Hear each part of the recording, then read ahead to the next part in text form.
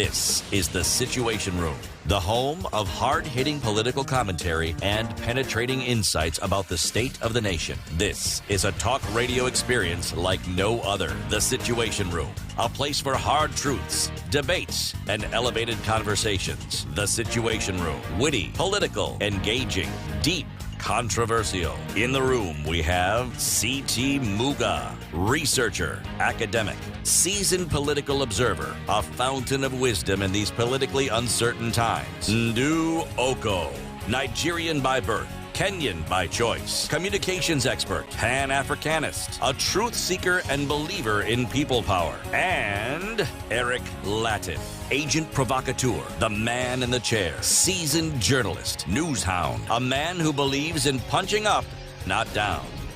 This is The Situation Room, the only way to start your day. After 6 o'clock. Good morning and how are you doing? Welcome to this Situation Room, the 21st day of October 2020. Well, happy post-Mashujaa Day. There's such a thing? Oh, okay. Yeah. To you too. The question I should ask you, Ndu, is which country are we in? Right now? Yes.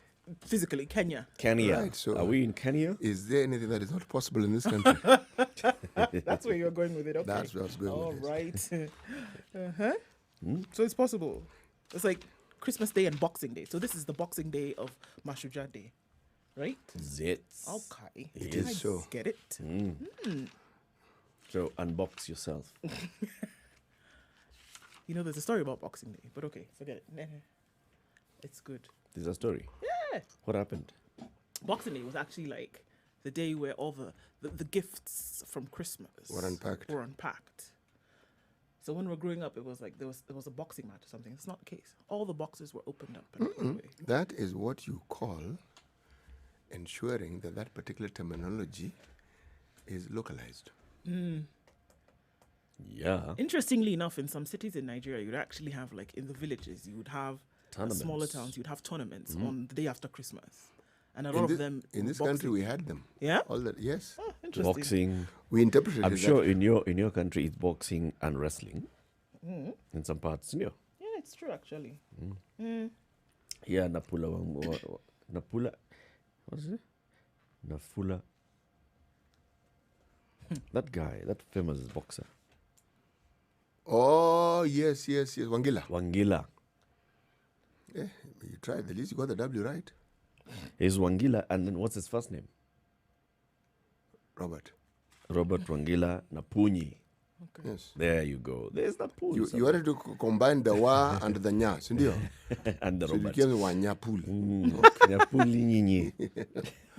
Yes. All right. Welcome to the show. C.T. Muga, how was your day yesterday? My day was quiet. Was it? Yes. With all the celebrations around and your day is quiet. Yes. Okay. Oh, the celebration. There was celebration. How come I wasn't invited? You know, the thing about celebrations is this, we are assuming that you cannot celebrate quietly. Yeah. Yes. That is why the wonderment and the questions arise and the eyebrow raising. Yes. Eye-raising brows. Quiet. Eyebrow raising brows. Okay. Ndu, how was yours? Fine, thank you. All right. Yes. Michael Odinga Oruko, thank you very much. You already came in and said he was called Wangila Napunyi. Yes, that's the man I was talking about. Wanapula Wamunyi. Clearly, we're referring to two different Two people. different people. Two different people are being discussed here. But okay. Yes. All right, welcome to the show. We're going to have quite some things to discuss today. We know what was happening in Kisii yesterday. The national celebrations took place in Kisii, but they also took place across various county headquarters in the country. We still know that COVID-19 is spreading in the country, and now we have some concern. Uasin Gishu, according to yesterday's figures, has the highest number that was announced yesterday. We still know what's happening in Nakuru. The results for Nairobi City County, the Nairobi Metropolitan Region, did they come out yesterday? We'll be talking about that. So we'll be looking at this whole story of COVID in the country and whether we are seeing an actual rise in numbers or is it a rise in number of tests conducted and what it means. We'll also be looking at what happened yesterday with the president's speech on Mashujaa Day, those who have been recognized nationally, and looking at who they are and what they have done for the country, and also the politics. Because we saw them there yesterday, we'll discuss what they were talking about there yesterday. When the deputy president stood up and said, we need also to recognize the small traders. Basically, he just did not use the word, but he was talking about what he's been referring to as the hustlers, the hustler nation. They are also shujas. Yeah. Okay, so we'll talk about this whole narrative again. But let's start where we always begin, tracking the numbers. Where are we? How are we Right. doing? So around the world, we see that numbers continue to rise. Let's start off in Kenya, where yesterday there was reported 571 new cases and 3 new deaths in the country. This is taking Kenya's total numbers now to 45,647, with 842 deaths. 32,522 of these cases have recovered, and so we're looking at about 17,000 active cases in the country, with many things being said at the same time. And I think we'll look at this in more detail. We have 2 now COVID cases confirmed in schools. We also, as you said, we're looking at Uasin Gishu and Nakuru. We're going to look into detail into Nakuru County tomorrow with the CEC for Health. But this is what's going on now. 571, coming off of 195 the day before, and 634, 604, 602. So in the last 5 days, Kenya has recorded just over 2,000 cases, and now taking that positivity percentage well over 13%. From 2 weeks ago when it was at 3.7, just under 4%. All right? So that's what we're looking at in the country now. Everybody is saying so many different things at the same time. But one thing that rings true and through, coming from the Ministry of Health, is that the guard has been let down in some cases. And if we don't take care and put in some measures at this point, they might get to a place where they will not be able to handle it. All right, so we'll look into details of that later. But if we look in the rest of the world and what's going on with corona, we're looking now at a global number of 41 million now, 29,279. We still see these high numbers coming out of the United States.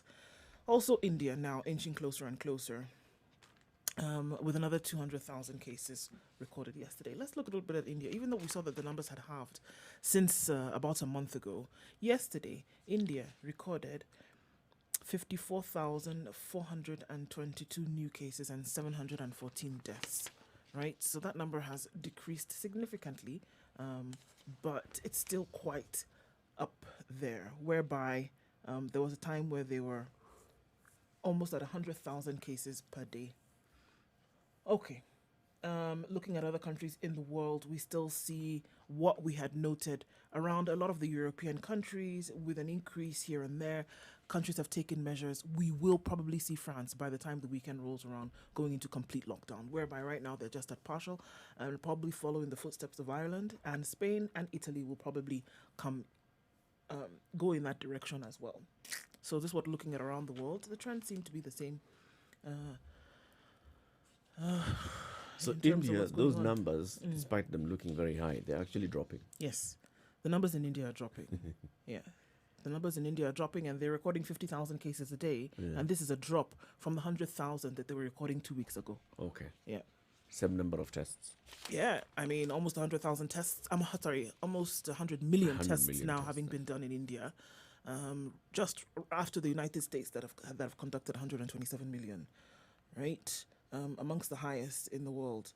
So this is what we're seeing. It still continues to rise. The problem now being that what everybody's talking about, this being a second wave that comes now with a higher potency, is that now more and more people are not just testing positive with asymptomatic cases, but then reporting to hospital with breathing problems, and then after having been tested are found to be COVID positive. This has been recorded in the United States. It's been recorded in India as well. Interestingly enough, in Uasin Gishu, as we saw here, same thing happening here. So it could be, if this truly is a second wave, And like we said, we'll be looking at that into greater detail.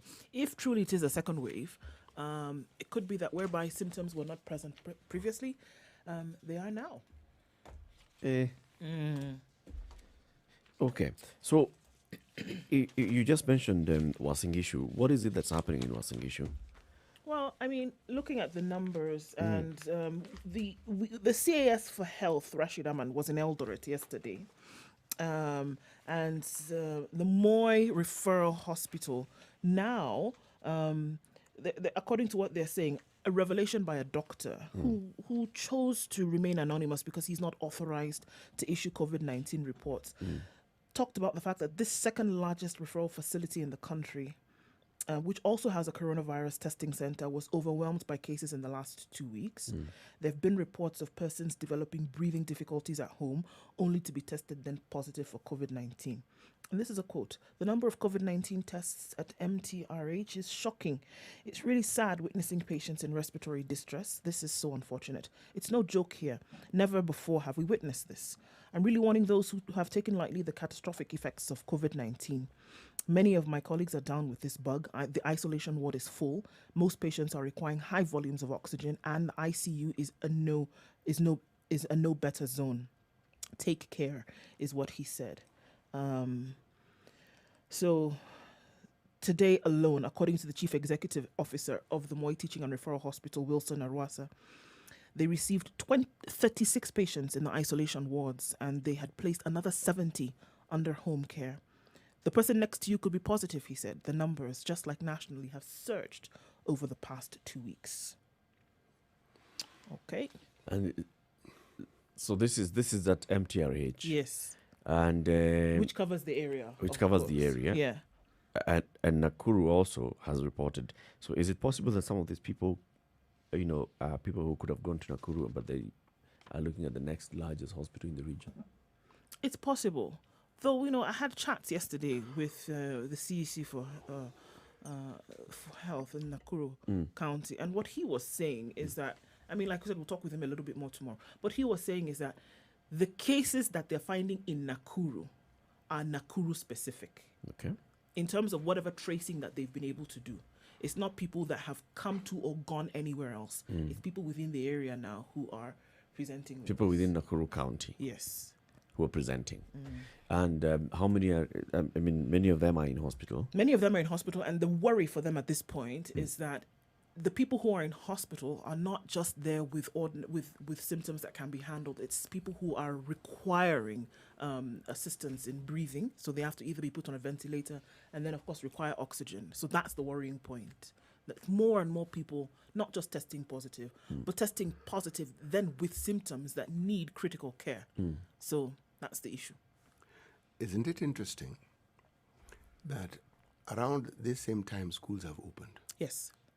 And the numbers right around the country seem to be increasing. And we've also had 2 cases, like we said earlier, of children having tested positive in school. There are schools that even delayed their reopening. One specific school that is mentioned is a school I think called Nova Schools, Nova Pioneer, because they had tested some of the workers within the school. And some are tested positive, and they felt the need to delay the reopening because they didn't want anyone who was coming into contact with children, yes, who was positive, to actually have any opportunity whatsoever to mix with the children. Children in school, and now we are thinking of allowing all other children in school. Yeah. A rethink is required here. Definitely. It is.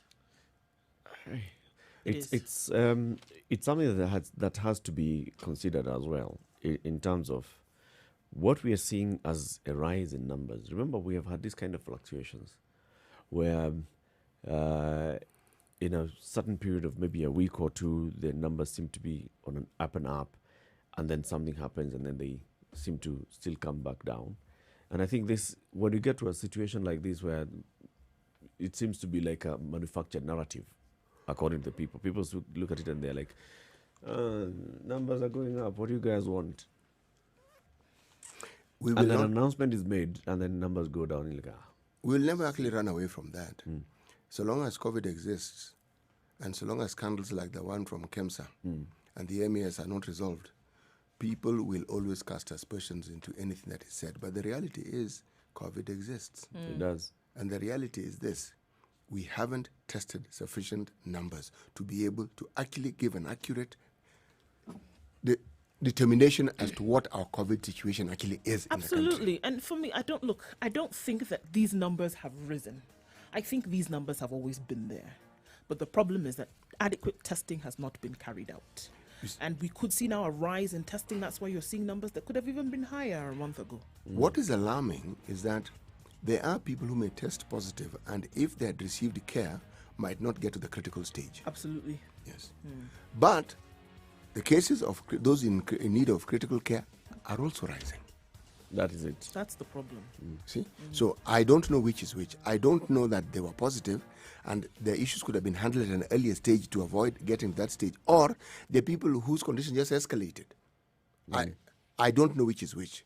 But what seems clear is that we do not really know our numbers, our COVID numbers. We don't. We don't know what's Have no happening. No, we idea. don't. We have no idea No what's idea. happening. We don't. But we can It's just happening, see. but we cannot with certainty say that this is what is actually happening.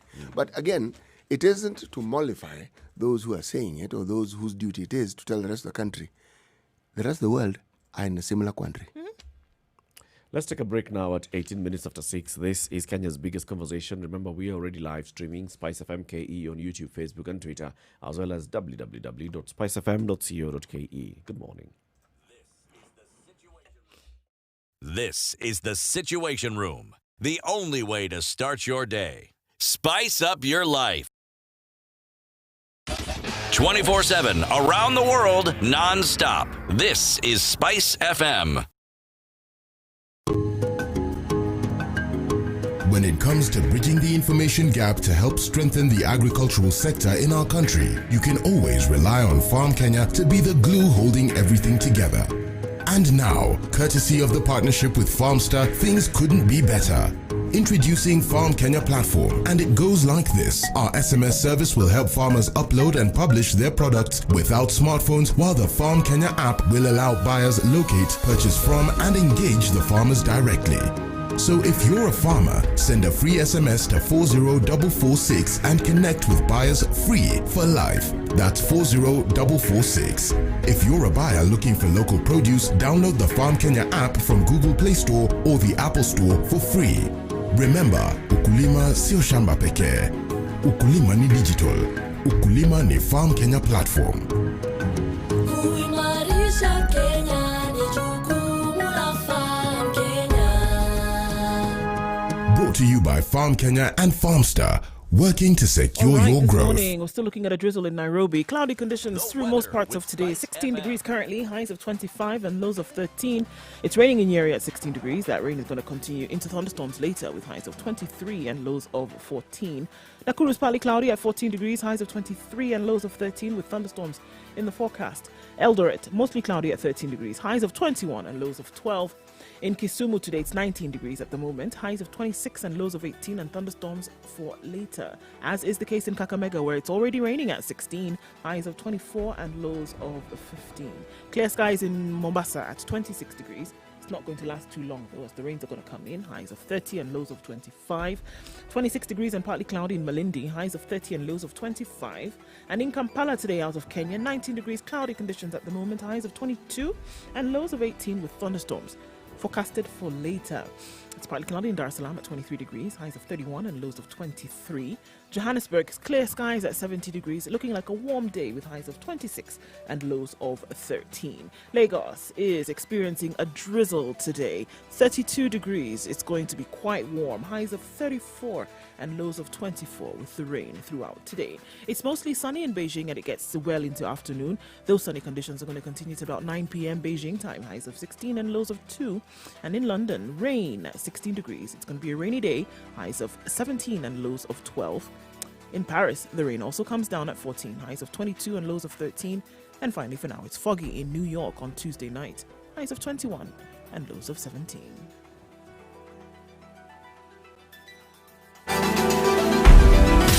Classic soul, R&B, smooth jazz, neo soul, and nostalgic ballads. Make some noise. You're listening to Spice FM. Mature, intelligent talk every morning. Spice up yourself.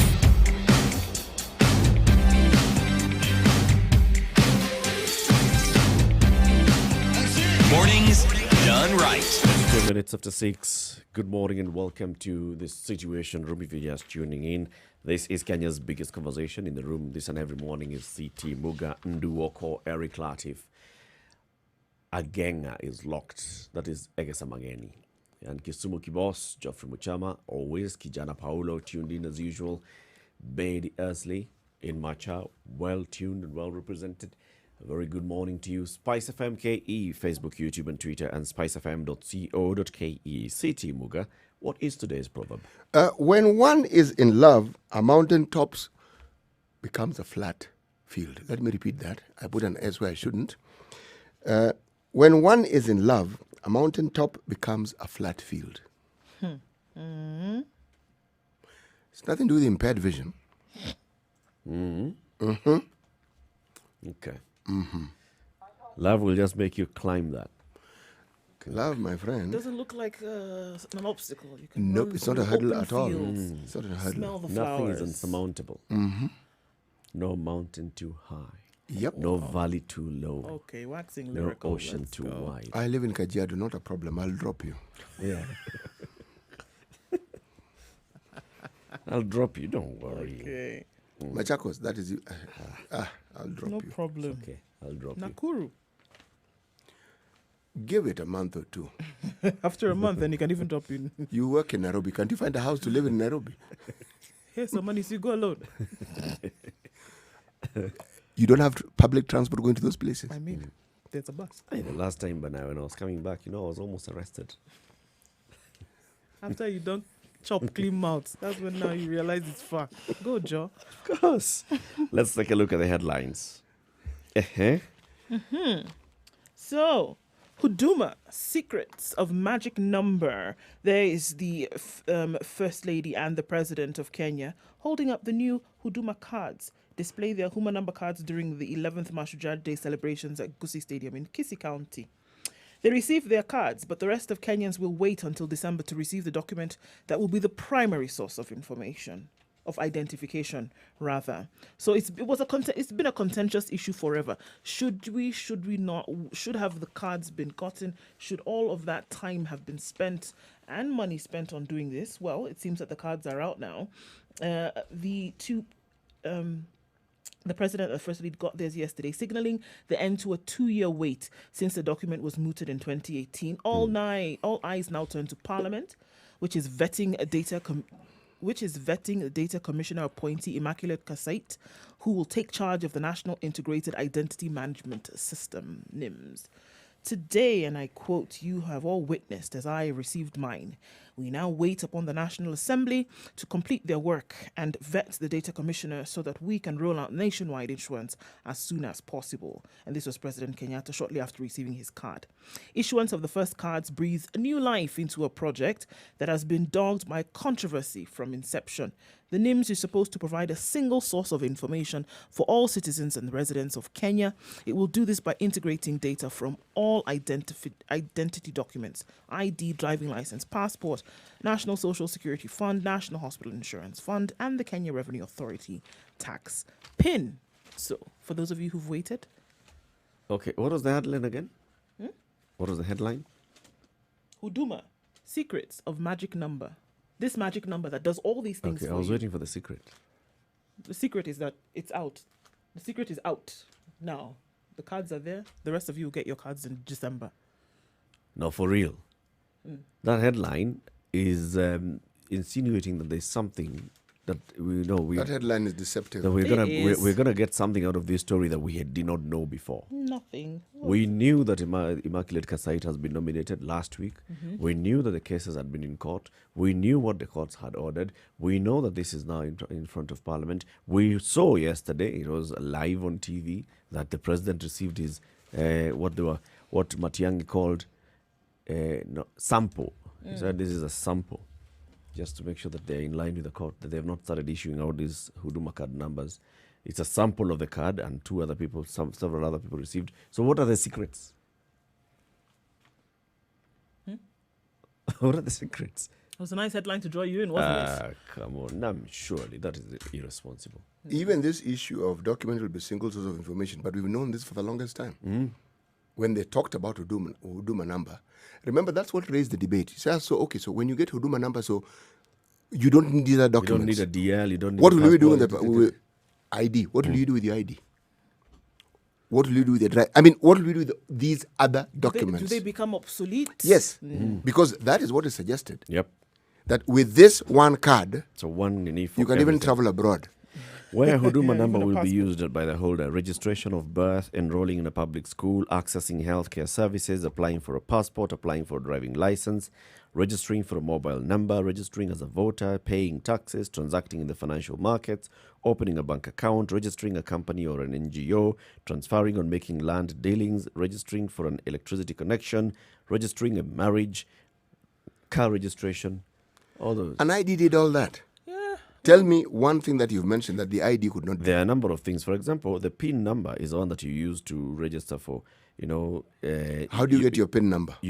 with an ID. Precisely. So an ID would then, for exams for children, remember this one now goes into kids who are younger than 18. yes. So it brings them in. So you had an ID, then you also had a PIN number. Right now, the KRA does not really bother about your ID. They want your PIN. Banks have been ordered to make sure that they get your PIN. You go to pay for electricity, PIN. All those things, PIN. So Yes. now what you're saying is now PIN, this one becomes the one personal identification number for everything. Go to NHIF, Huduma number will now be used. It sounds like the equivalent It's a of transition what the that now Social needs to be Security very number is clear in that the you US. do not have to have these other numbers. Just like when they rolled out the e-citizen. So there's e-citizen, a platform called e-citizen. And then if you want to use services for the, what is it called? The one for motor vehicles. NTSA. NTSA has its own portal again. So at some point you get confused. So I want to renew my driving license. I can go to e-citizen. I'll get to be able to do it. And then I can also go to the NTSA portal and I'll be able to do it. On NTSA portal, there's some things that you can get that you cannot get on the e-citizen platform. I hope they harmonize it in such a way that now it becomes the one card that you need. I don't need to carry like 17 others. Well, The only extra thing that you now need to apply for is a passport. yeah. Like I said, it sounds like So what I the- do not everything need. else. So I don't need to have a PIN card or That's- a PIN number. That's it. That's the implication. It sounds like the equivalent of the social security number that you would use in the US, because anything that you would essentially go to do, you put that number in and everything about you Yes, then but you're shows still up. required to have a form of identification. You're still required to have a driving license. Yes. With all that, yes, the social security number gives all that. In fact, it tells every story about you. Okay, but What details are on the driving license? Is it a different number? Do you have a driving license number? yes, it's a different number. A different number. Yes, a different number. It's a different number. Passport number, different number. Yeah. ID, different Different number. number. PIN, different number. But you have a social security number. Okay, why don't we go to the NSSF number and NHIF number as NHIF, well? yes. Because those are also different numbers. Gee, Well, yes. I know. Even countries that have a seriously advanced system, there still are unique identification documents beyond the social security number. Let's see how it rolls out. 6:30, time for us to take a break, see what's happening on the roads this Wednesday morning, and then we look at other headlines. Good morning. 24/7 around the world, non-stop. This is Spice FM.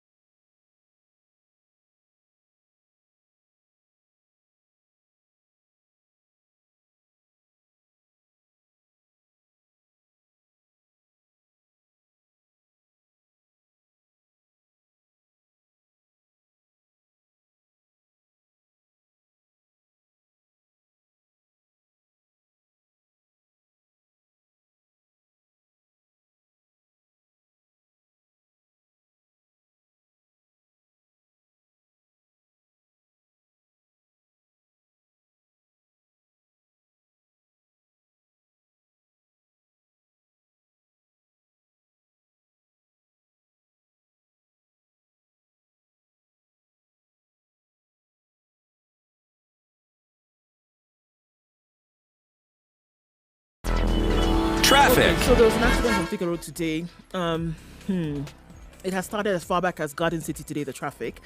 And at exit 6, that's where the accident has taken place. And then further ahead, a minor accident then between Utali and Muthaiga. So there are 2 accidents on that road today, guys. So we need to... it seems that there are more than 2. What's going on? Everybody's out today, and the traffic started at about 6 o'clock. So there are 3 accidents that we can count so far on Thika Road. Likely to be more from the reports that we are getting. If you're headed in that direction, please be careful. In and outbound, there seems to be some drama. So there's traffic as far as the eye can see on Thika Road today. Use the service lane if you can. That might be an idea once you get on. Just stick to the service lanes because the highway is giving off some bad vibes today. All right. And traffic is backed up way past the Garden City Mall. All right, let's take a look at Mombasa Road. It's not too bad at the moment. It's moving all the way from Syokimau. We've not had a clog up just yet. We'll let you know if that happens, but plan that you expect such a thing to happen. It is like a Monday, isn't it, for a lot of people getting out into the city. Let's take a look at what it looks like in a short while, but then headed out. We'll give you more information. Spice FMKE, that's how you can reach us on Twitter, or text us on 40127. We'll try and keep it moving this Wednesday morning.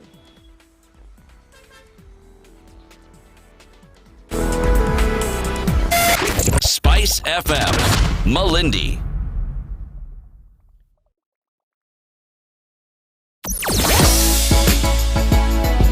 Sugar and spice and everything nice. Spice FM. Spice up your life. Mature, intelligent talk every morning. Spice up yourself.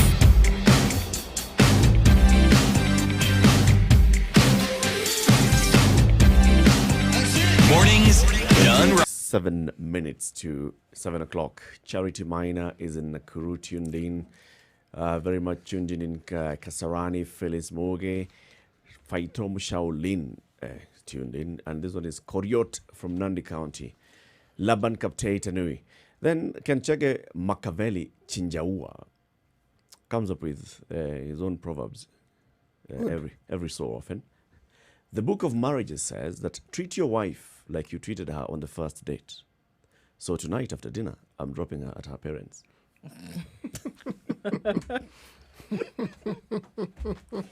I didn't see that one coming. No? No. In my case, that'll be a long ride. Long. I said in my case, that'll be a long ride. It will be dropped very, very far. All right. So, headline here on page 3 of the Standard, it recognizes some gentlemen who were recognized yesterday by the president during his speech. This is a duo from JKUAT who came up with an automated weeding machine. Well, a University of Nairobi student created a smart gloves that convert sign language into audio.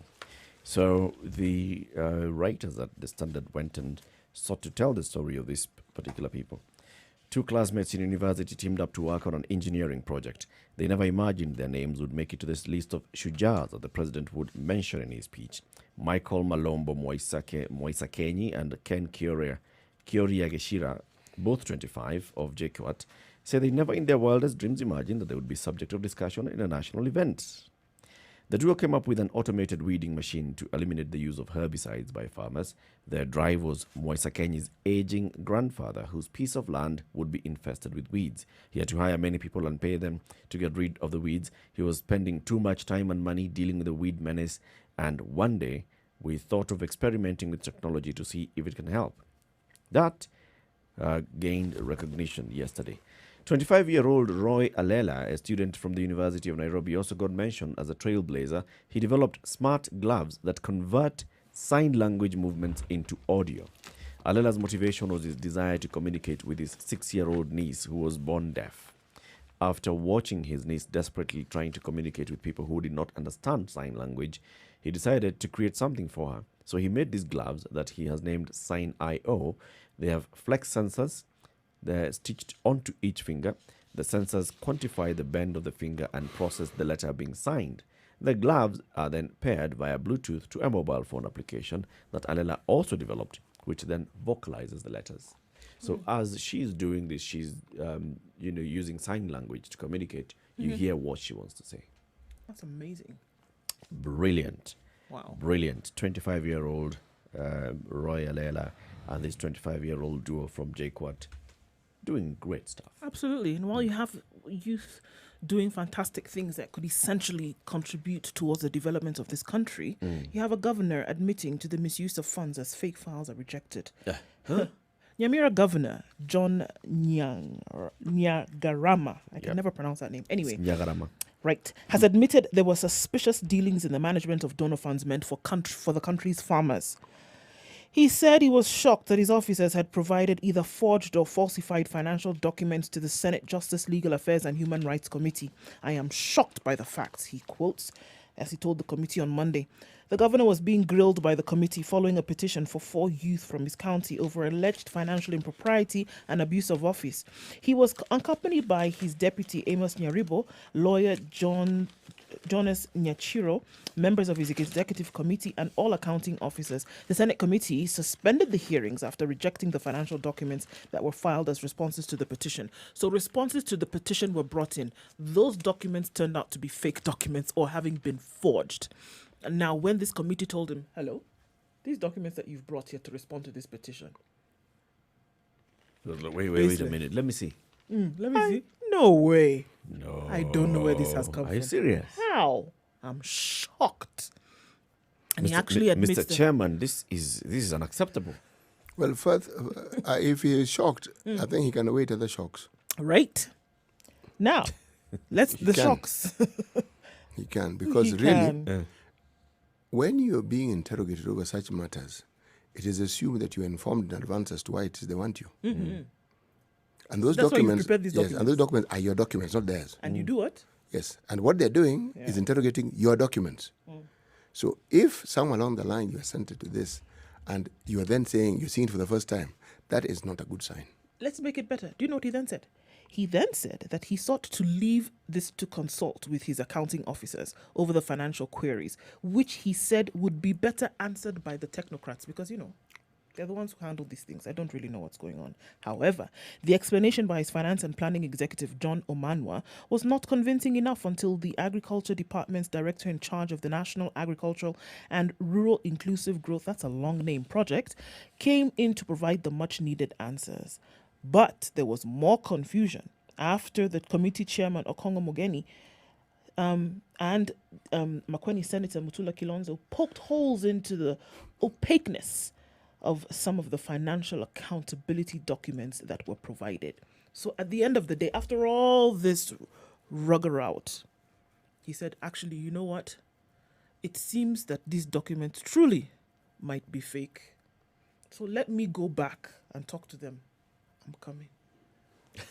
Well, let him go back, let him come back. This raises that question again. And every time we see impeachment hearings going to the Senate, the governors always come in and say, look, I am not the accounting officer. Nope. Some of these questions that you're asking should actually be asked to the accounting officer, who is the CEC and the CEO.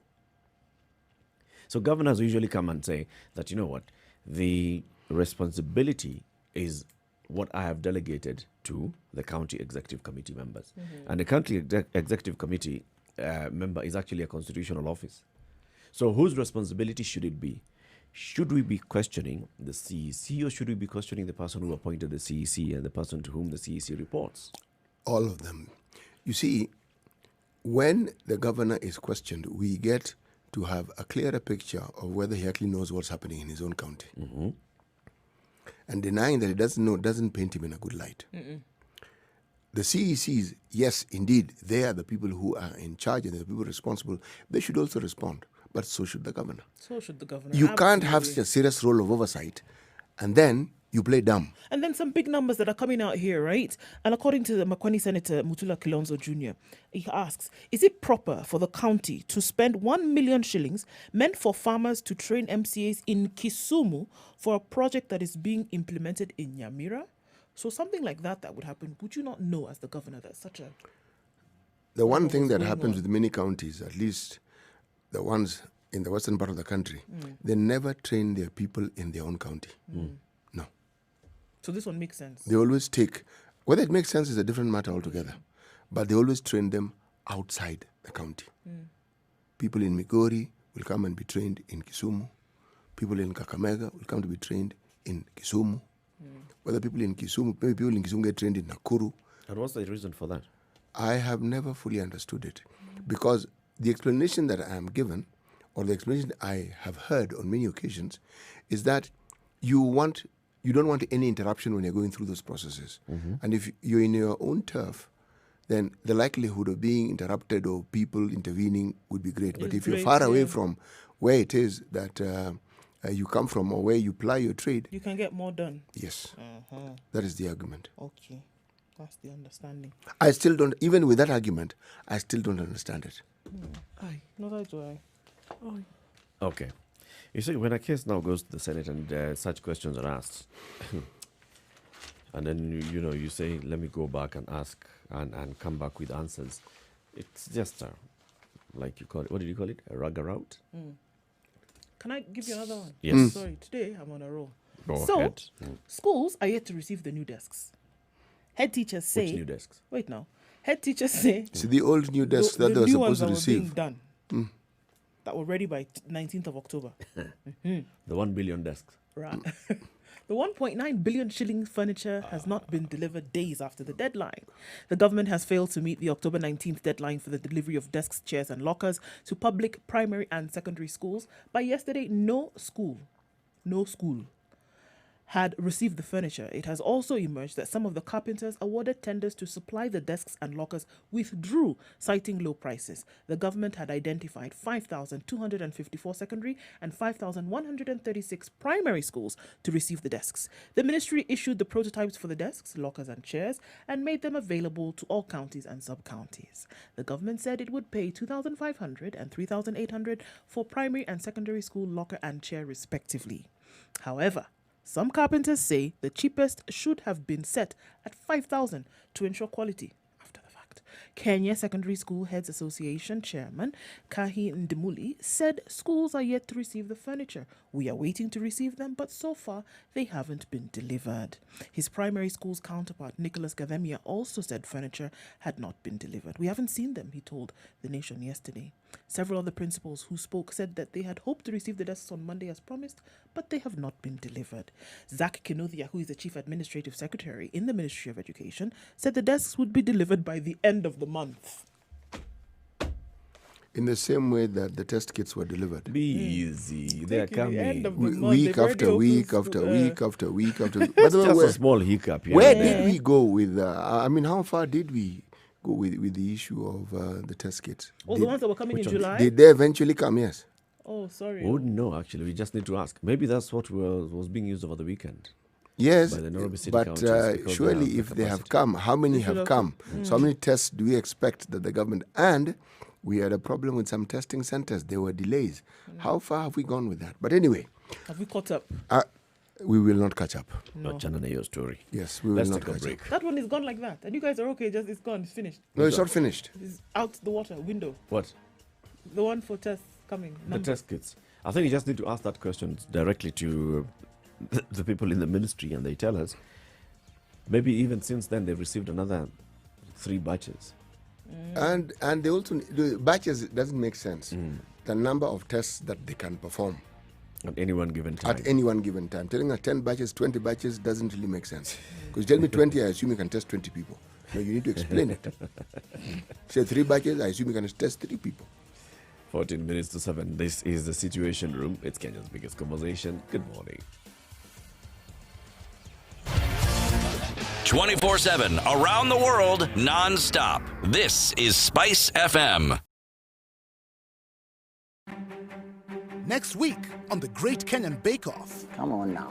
Please don't burn. the bakers from Heat 2 are back in the tent for their own biscuit week. Well, I'm hoping for the best. The bakers struggle with some tacky technicals Hard to please millionaires. and produce some show-stopping creations. Tune in to find out whose biscuits will snap Come on. and whose cookies will crumble. Beautiful. I love it. I would like a whole bag of those. The Great Kenyan Bake Off, brought to you by Unga Limited, inspiring a nation to bake.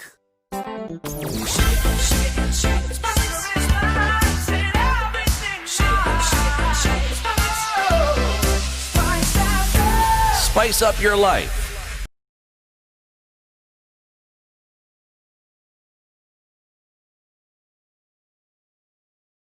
Mature, intelligent talk every morning. Spice up yourself. 13 minutes to 7. The story on page 10 and 11 of the Standard this morning. From role models to sex workers, why child labor is rising in Kenya.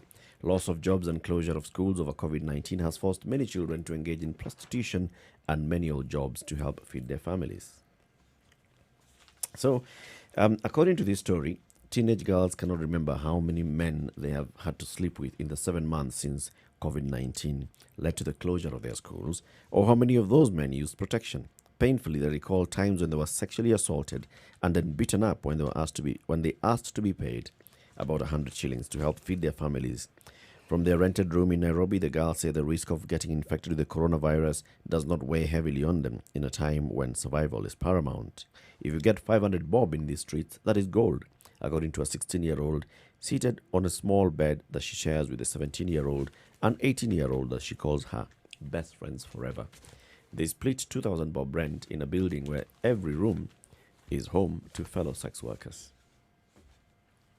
There's a recent alarm that was raised by UNICEF, the UN Children's Agency, and says the recent gains in the fight against child labor are at risk because of the pandemic. The world could see the first rise in the number of workers or working children since 2000. UN is warning millions of children may be forced into exploitative and hazardous jobs, and school closures exacerbate the problem. So just looking at the boil of this story, some of the children say that they are paid 100 bob, as little as 100 bob after sleeping with men. Some of them even go as far as assaulting them. According to a Nairobi-based activist, over 1,000 girls have become sex workers in 3 neighborhoods that she monitors in the city. Children as young as 11 are engaging in prostitution, most of them from poor backgrounds. In another of the sad cases, a mother and her children, aged 7, 10 and 12, are cracking rocks at a quarry in the sweltering heat to put food on the table. Some of the girls are engaging in commercial sex, and they say they do not fear being infected with HIV or COVID. It's about survival. It's about what I can make today. Page 1, headlines, Business Daily. Kenya Power on the spot for ignoring cheaper electricity. Kenya Power is on the spot for prioritizing expensive thermal power over the cheaper options such as geothermal and hydro, effectively setting up consumers for higher prices. Now, there was the argument that this had happened because some of the plants had been shut down for renovations. But, Kenyan said that what they had done is they had increased their production through hydropower. Now, to understand this, let's look at the costs, all right? The technology, hydropower, the cost per shillings per kilowatts, kilohertz, sorry, not watts. Watts is the other one. Hertz is the other one. Is Watts. 3... Power. What? power, watts. Not hertz. Hertz ni radio. That's the frequency. Frequency. Okay, so it's not frequency we're talking about. No. We're talking about electricity. Power, yeah. Steamer. So kilowatts. Umeme. Okay, kilo umeme. Hydropower is power. Hydropower is 3.23 shillings. Solar, 6.68 shillings. Geothermal, 9.07 shillings. Wind, 11.21 shillings. Thermal, 18 shillings. So there's a whole So because of this, Kenyans were then subjected to very, very high costs of fuel. So what did Kenya Power ignore? They ignored taking power from hydro stations. Yes. These are the Kindaruma Dam and the rest. Yes. How They can did. they ignore? I mean, that forms the largest percentage of the source of power. For It Kenya does. Power. But the argument here is that people did notice that the power costs have been rising in the country. And this is the explanation for it, that it was an option that Kenya Power had, but they chose. This was the option that they chose. Okay, it's not very clear. What aspect of it is not clear, so that I can make it clearer? They ignored hydro-generated power and went for thermal power. They're also Yes. saying that they ignored Yes. what? So by ignoring, it means that they don't have a contract with Kenyan, and that's not the case. No, they have a contract, with Kenyan. Otherwise, we wouldn't be having this discussion. But it appears that the contract doesn't seem, from the article as I've read it, it doesn't seem to state just what the details of that contract is. This article is saying that there was power, cheap power available, but they opted for the more expensive variety. That's what it is saying. Okay. Yes. And the excuse that some of the plants had been shut down due to maintenance, they're saying it is not true. We knew this was going to happen, so we simply use another cheaper source, which is hydro, which they say is actually the cheapest, to actually increase more power. So they had an option to actually source power from that, but they did not. They did not. No, they did not. And the query is still going on as to why they made that particular choice. Because the end user, who is the Kenyan, ended up paying another steep price for something they did not need to pay a steep price for. Okay. Yeah. Okay. So sorry, go ahead. No, please, CT. Go Well, ahead. what I was going to say is that, again, if you thought it was safe to get out of the water, the Treasury raised its income tax target. Uhuru Kenyatta announced that COVID tax relief will end in January 2029. All right, President Uhuru Kenyatta. Thank you. Okay. Now we get this. Now, the Treasury has raised, in anticipation that the Treasury has raised this year's tax collection targets from company and employee earnings by 36.1 billion shillings. This is some crazy stuff. Yes. So on one hand, okay, so first of all, there's a reduction in income tax, which has not even been extended to next year. Yes. All right, by 5%. There's a reduction in incomes by companies. Yes. Companies have shut down. Yes. And then you go ahead and out of the blues, you tell Kenya Revenue Authority, I expect you to raise more income tax. On income tax. You remember the time when we actually had this conversation, and this came out in the statement from the Treasury, and we had a conversation with Mohammed Elie and Professor Iraki. These are some of the areas that, it was emerging. Surely, you are saying that this year, this is how much we expect to raise, and we expect to raise X amount of money from income tax. Income tax is the area where you clearly know it depends on people being employed, that they can pay their own personal income, pay as you earn. People have lost jobs. Those that have retained jobs have taken pay cuts. So pay as you earn is also going to be reduced. Those that are working and they earn below 24,000 shillings, they have gotten a waiver of their pay as you earn. So income tax there, gone. Companies have gotten a waiver of 5% income tax. Income tax there, gone. Many organizations have shut down or reduced their businesses. So at the end of the year, they're going to be announcing reduced incomes. Income tax reduces. Then you raise that target. What magic are you asking? Maybe that's the magic number. That's the magic of the Huduma number. That's the magic That's number. where it comes That's in. it. That's the magic. You were asking at the beginning. All things come to an end. Or to a head at some point. That's the magic. We live in a very unrealistic, with a very unrealistic government. A government that retains a budget of 3 trillion shillings and a budget that still tells you that it expects to raise 1.6 trillion shillings in a financial year, and yet where the economy has taken a hit. Tanked.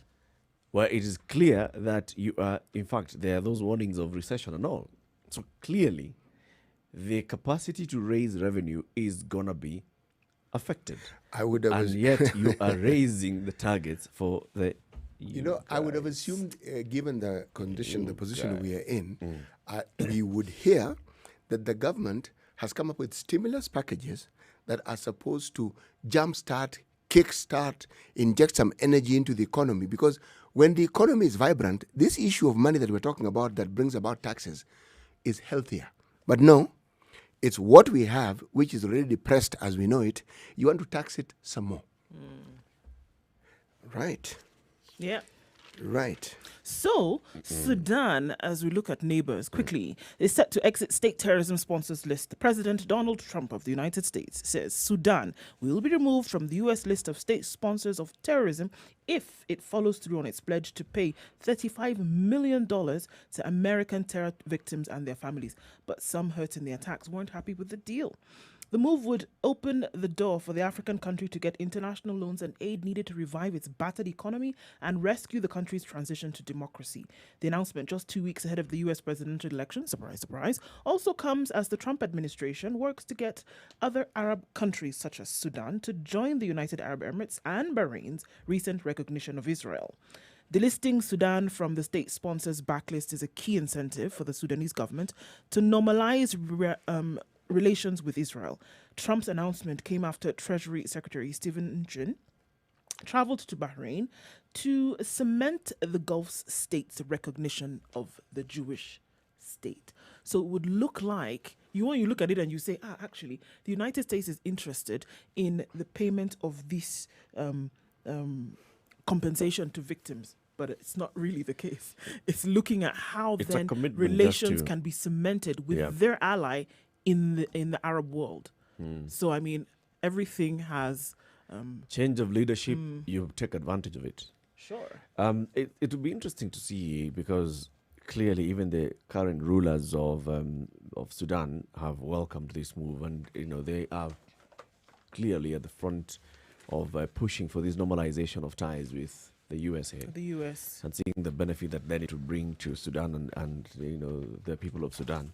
There are even overtures towards the ICC, since we're still on that subject. Yes. But it's understandable because if it is you wish to trade with the rest of the world, unfortunately, there are certain steps you must take. Unfortunately, there are certain steps you actually must take because unless you think and you feel, and this is where Gaddafi, should we say, ran against headwinds.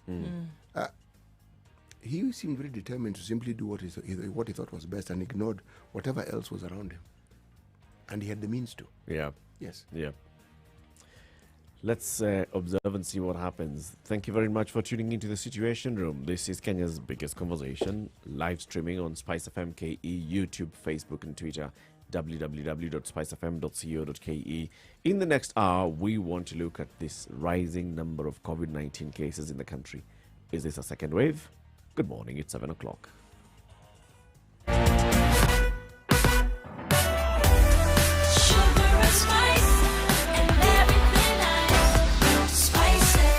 Spice up your life. Spice FM, Nakuru.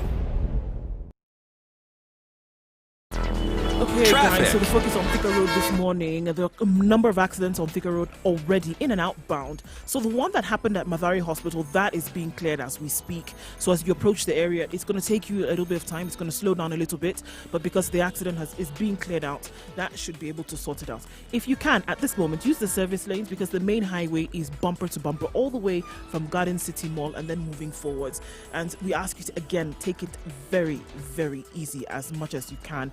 The service lane, however, starts at Garden City, so you can use that. As you get to the Muthaiga underpass, you should be all right heading out from there. All right, coming from Syokimau on Mombasa Road this morning, it's moving slowly. Much earlier, it was moving quite swiftly, but it slowed down just a tad.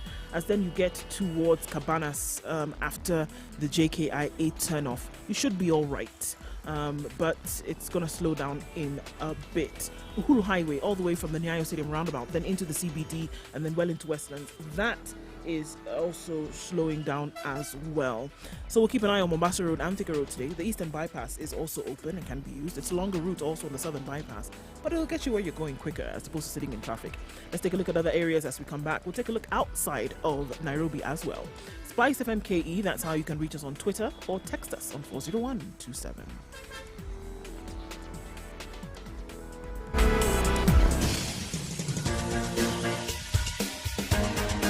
This is the Situation Room, the home of hard-hitting political commentary and penetrating insights about the state of the nation. This is a talk radio experience like no other. The Situation Room, a place for hard truths, debates, and elevated conversations. The Situation Room, witty, political, engaging, deep, controversial. In the room, we have C.T. Muga, researcher, academic, seasoned political observer, a fountain of wisdom in these politically uncertain times. Ndu Oko, Nigerian by birth, Kenyan by choice, communications expert, Pan-Africanist, a truth seeker and believer in people power, and Eric Latin, agent provocateur, the man in the chair, seasoned journalist, news hound, a man who believes in punching up, not down. This is the Situation Room, the only way to start your day. It is 7:02. Very good morning to you this Wednesday morning, 21st day of October 2020. Welcome to the second hour of the Situation Room. We're also now live on KTN Home for the next 2 hours until 9 a.m. This is Kenya's biggest conversation. And as we begin this hour, C.T. Muga, today's proverb. When one is in love, a mountaintop becomes a flat field. When one is in love, a mountaintop becomes a flat field. Yes. And distances also shorten. All right. Ain't no mountain too high. Yes. And money is no problem. Never. Wait. Hakuna shida. Ningapi? Hakuna shida. I'll see what I can do. Let's sort you out. This is what love is all about. One cooperative loan later. One what? Cooperative loan later. Sorry. One expended Loan later. later. Yeah. Yes. That's sentimental. Money now change. becomes a real problem. Quick, Yeah. fast, and in a hurry. One CRB report later. Things become thick. Absolutely. And fast. Yeah. Talking about things getting thick. Hospital overwhelmed as virus cases spike in Eldoret. We were looking at the story earlier. It's in the Standard today. Talking about revelations by a doctor that COVID-19 cases are increasing at the Moi Teaching and Referral Hospital, putting Eldoret in sharp focus. Even in the figures that were released yesterday by the Ministry of Health that track the number of COVID-19 cases on a daily basis, yesterday's cases had Uasin Gishu County having very high cases. In the last couple of weeks, we've seen a hospital in Nakuru level 5 also reporting a high number of people who are going to hospitals seeking specialized care, requiring oxygen and requiring some intensive treatment in those hospitals. The number of positivity cases also rising. Looking at the percentages now going to beyond 12%, just like CS Mutaikagwe said, look, a couple of weeks back when the measures were being relaxed, we were at 4.3%. Now we are going back to the double digits. Talk has been there, is this a second wave? Is this like a growing number of positive cases in the country? Are we witnessing more and more people testing positive? What exactly is happening? Is it a second wave or not? And we have to have that conversation today, and we are happily joined by an expert in this field, and this is virologist Dr. Moses Masika from the University of Nairobi. He speaks to us often on this particular subject. Good morning, Dr. Ari. Good morning, Latif and C.T. Muga and Duoko. How are you? Very We well. are very well, thank you. Sorry. I'm well too. Good, happy to join you. Thank you. Karibu sana. What do you make of today's proverb? As usual, it makes me smile when C.T. Muga dishes out his proverbs. I need to see his references. I think it's quite a rich source. But yes, I think it's very true. It is, right? Yes. Yeah, love makes everything Flat. flat. It does. It does. Even the wallet. So, Dr. Ari, Especially the wallet. we talking of flat, we thought at some point we were flattening this curve. And we were going to a level where, in number of infections were getting to manageable levels where we were getting below 5%, as recommended by WHO. The government then took in measures. What's happening now? As you said in your introduction, it's clear that we are in a second wave.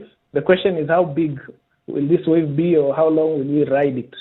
So if you remember, we were at just about 4% when we began to relax some of the measures that were in place. And right now we are going as high as 3 times that, which means we have had a surge in the numbers of new cases. And if you look at another major difference now is previously to Nairobi and Mombasa driving the outbreak of the pandemic.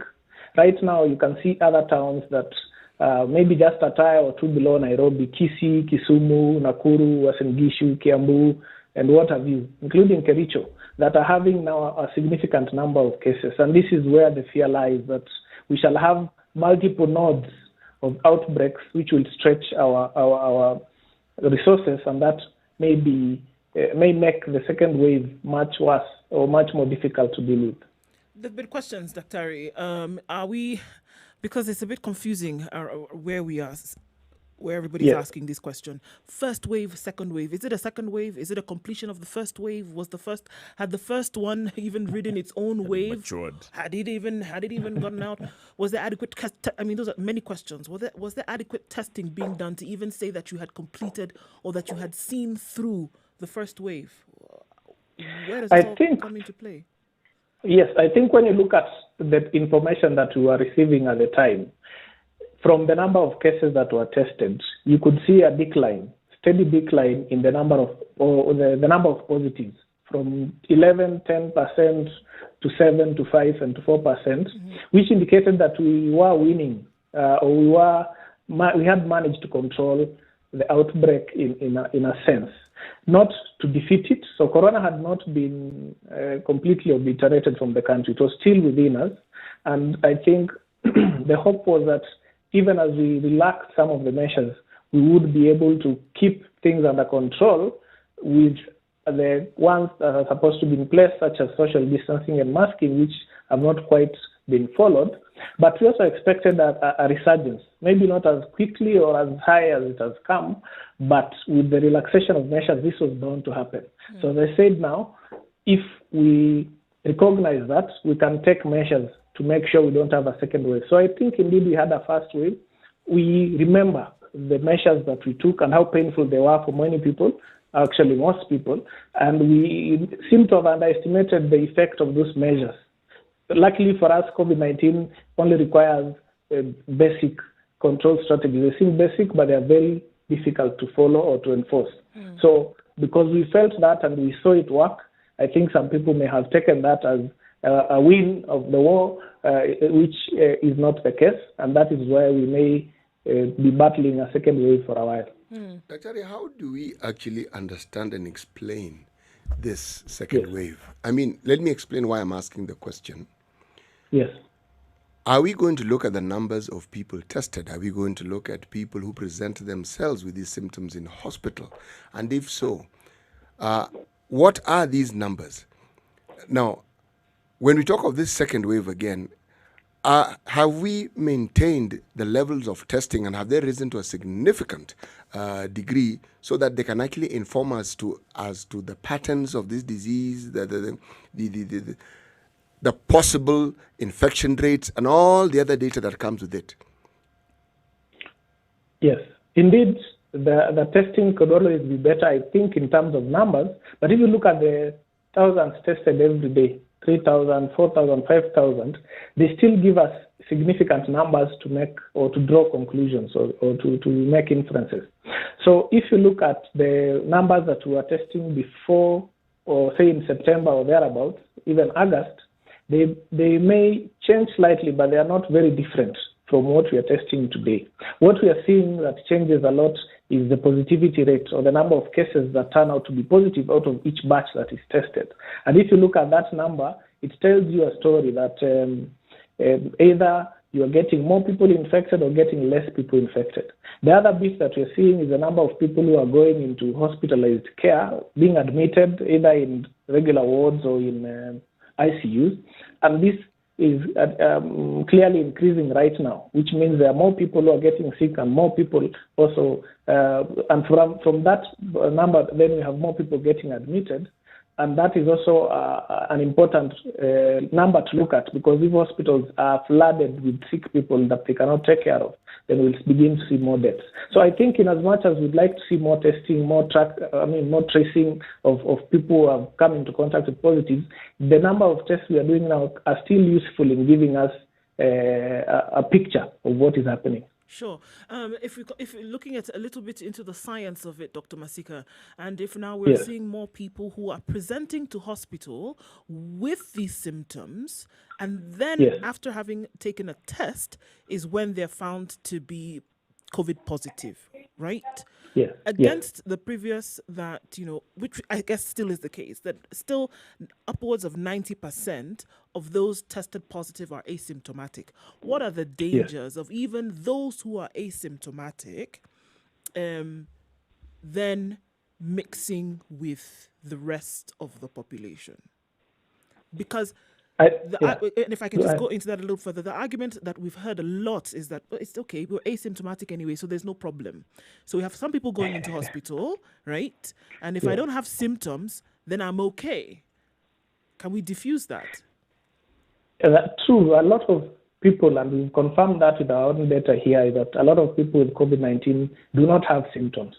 So when we begin to see the number of symptoms increasing, the number of people with symptoms increasing, it means the so-called hidden or the asymptomatic proportion is also equally increasing. So say out of every 100 patients with COVID, 10 or 15 present with symptoms, then it means if you are getting 30, you have 200. Or in terms of sick persons who are infected with COVID, many of them may not be showing symptoms.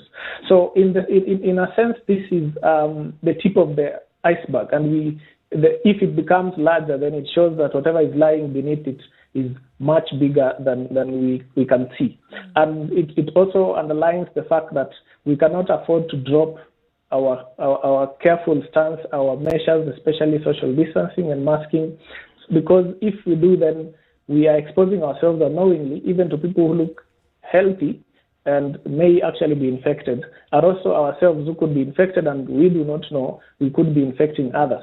So in as much as some of the measures were relaxed, in as much as we may not see people who are dropping dead on the streets, we shouldn't wait for it. We shouldn't look forward to it. We should actually assume, as we were doing before, that the next person could be infected and take measures to protect ourselves, and also that we could be infected, so we take measures to protect others. If I may put in something here, I was surprised we actually went ahead with the Mashujaa celebration in public, because this was an opportunity for us to give the public a very strong message that Corona is still alive, and we need to still make changes to keep it at bay. And when you do have such a celebration, you bring together very many people. I'm sure you've heard that Kisii business was booming of all manner of sorts. Right. So you bring together a lot of people from different backgrounds, and they must come together even though you are trying to ensure social distancing. And this is an opportunity for the virus to spread. But also for me, I think it was an opportunity to show Kenyans that Corona is alive. Let us stay at home as much as possible. Let us do what we must do, but if we make sure we are taking the safety precautions, especially social distancing and masking and hand washing that have been shown to work. I think so far what we've seen is that most Kenyans, the moment these measures were lifted, have also done away with the basic precautions that we should be taking. Dr. Masika, last week we saw a report that came out that mentioned that children are super spreaders of infections generally.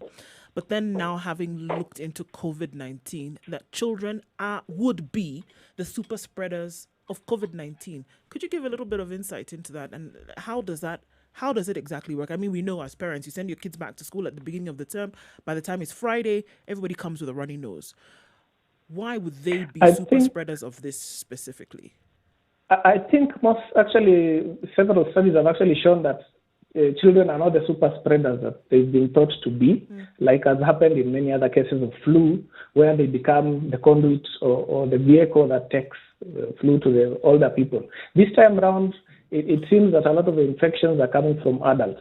And it could be because of the current setting that in most places children are at home, and it's the parents who are going out there, and even though children play within the neighborhood most of the time, it's the parents or adults who bring the infection to them. So as it is now, I think the jury is still divided on that, but the current publications I've seen are saying that children are not, they could get sick, yes, They could get infected, yes, but they are not the main driver of infections in most places. As we open schools in many parts of the world, that could change, but I think in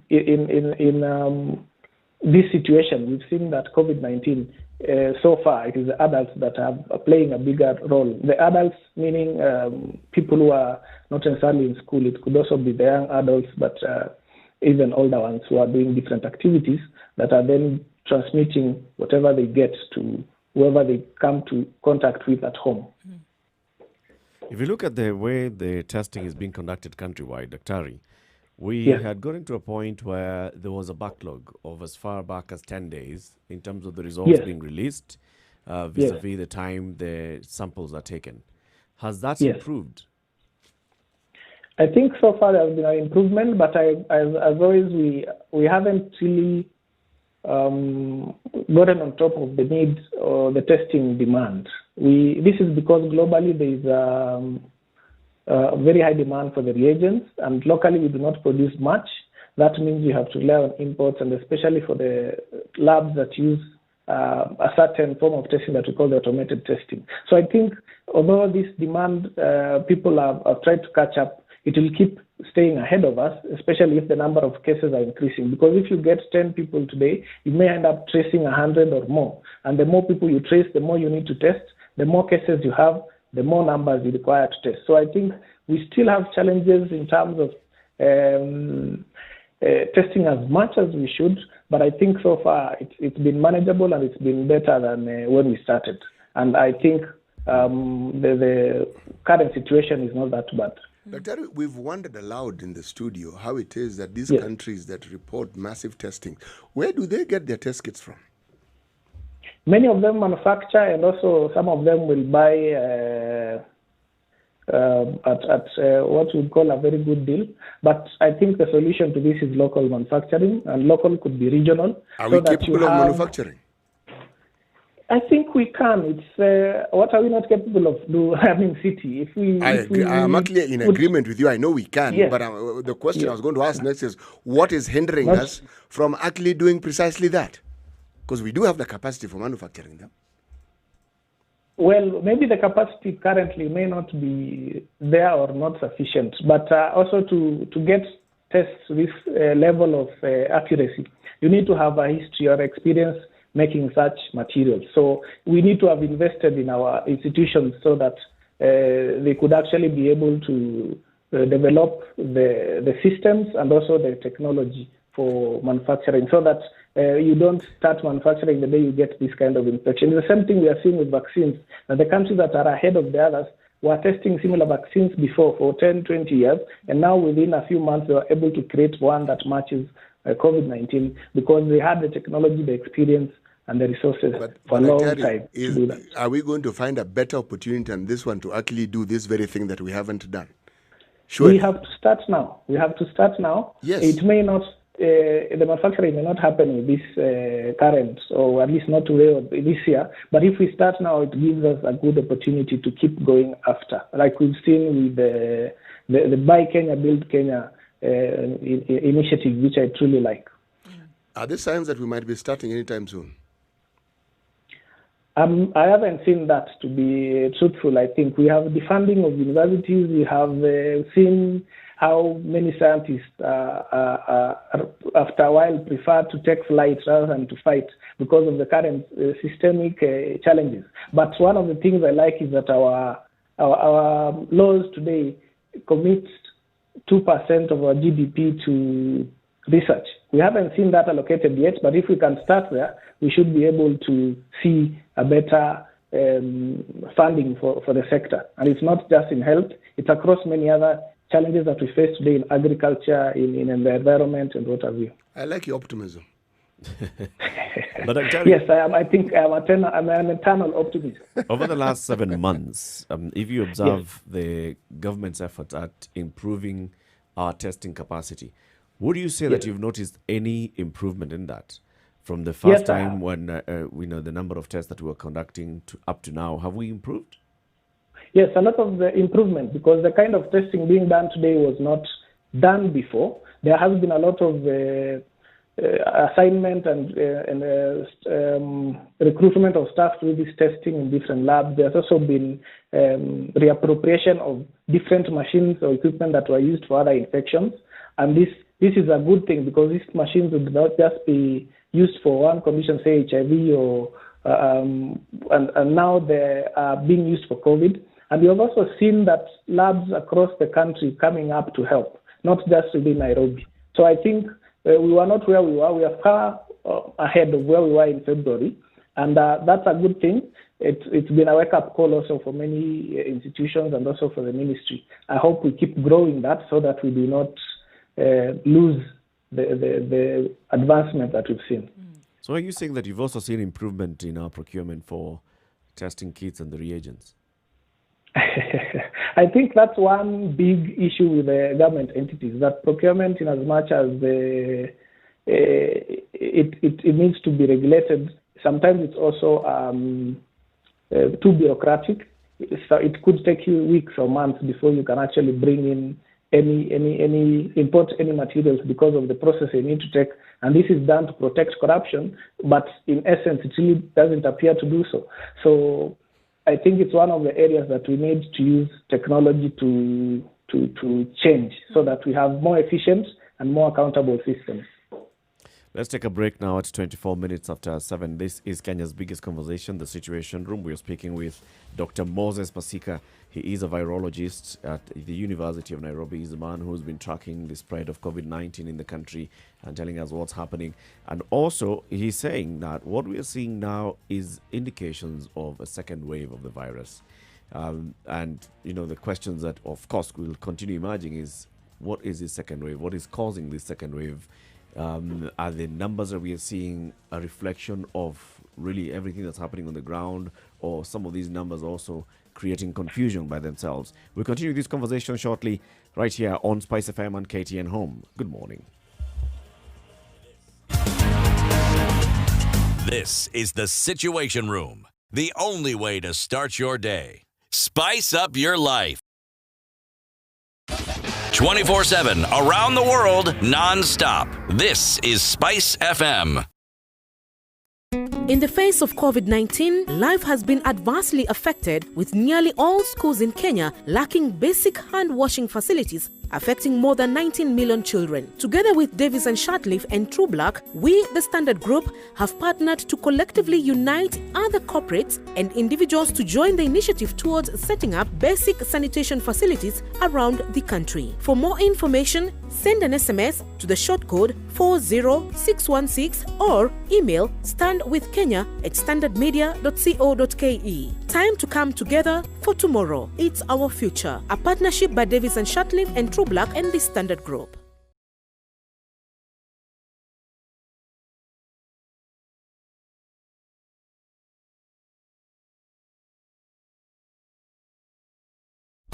Classic soul, R&B, smooth jazz, neo soul, and nostalgic. 16 degrees. It'll warm up to 25 today, and a chance of showers coming back later in the day. The rain continues to come down in Nyeri at 16, going to highs of 23, and thunderstorms expected later. 26, or rather 22 degrees will be the high in Nakuru today, with the lows of 13. Partly cloudy conditions will lead to rain. Looks like a wet afternoon in Eldoret as well. 14 degrees at the moment and mostly cloudy, highs of 21 and lows of 13.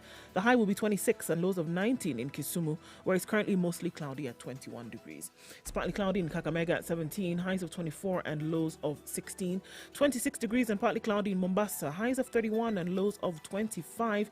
Malindi is partly cloudy at 27, highs of 30 and lows of 26. Kampala will experience and is experiencing rain showers at the moment that will graduate into thunderstorms later, with highs of 23 and lows of 19. Mostly sunny conditions in Dar es Salaam at 24, highs of 31 and lows of 21. And in Johannesburg, it's mostly sunny at 17, highs of 26 and lows of 13. And we'll wrap things up in Lagos for now. 32 degrees and partly cloudy. The rain will come back though, highs of 32 and lows of 24.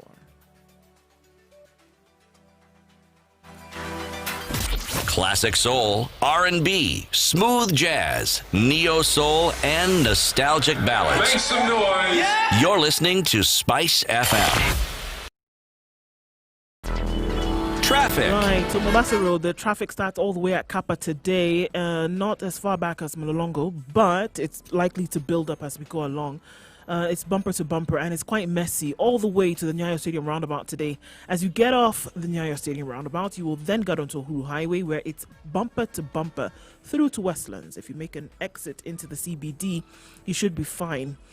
Kiambu Road, if you haven't left home, just don't, because all the way from Sharks Palace, it's a mess. 4 lanes at a standstill, and trying to connect to the superhighway, it's not happening, folks, at least not now. So if you don't have to leave right now, don't. Those who are there are going to have to exercise copious amounts of patience this morning. The eastern and southern bypasses are options for you to use, though. The service lanes as well on the thicker superhighway. So let's not even talk about getting into the CBD right now. If you're on the highway, Mombasa Road or Thika Road, you need some patience. And other roads are looking all right. Coming into the CBD from Langata Road and Gong Road and out of Westlands seems to be okay. If you get stuck, text us 40127 or tweet us Spice FM KE.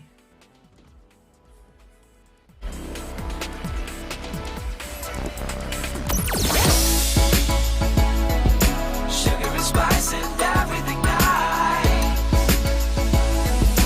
Spice FM. Spice up your life. Mature, intelligent talk every morning. Spice up yourself.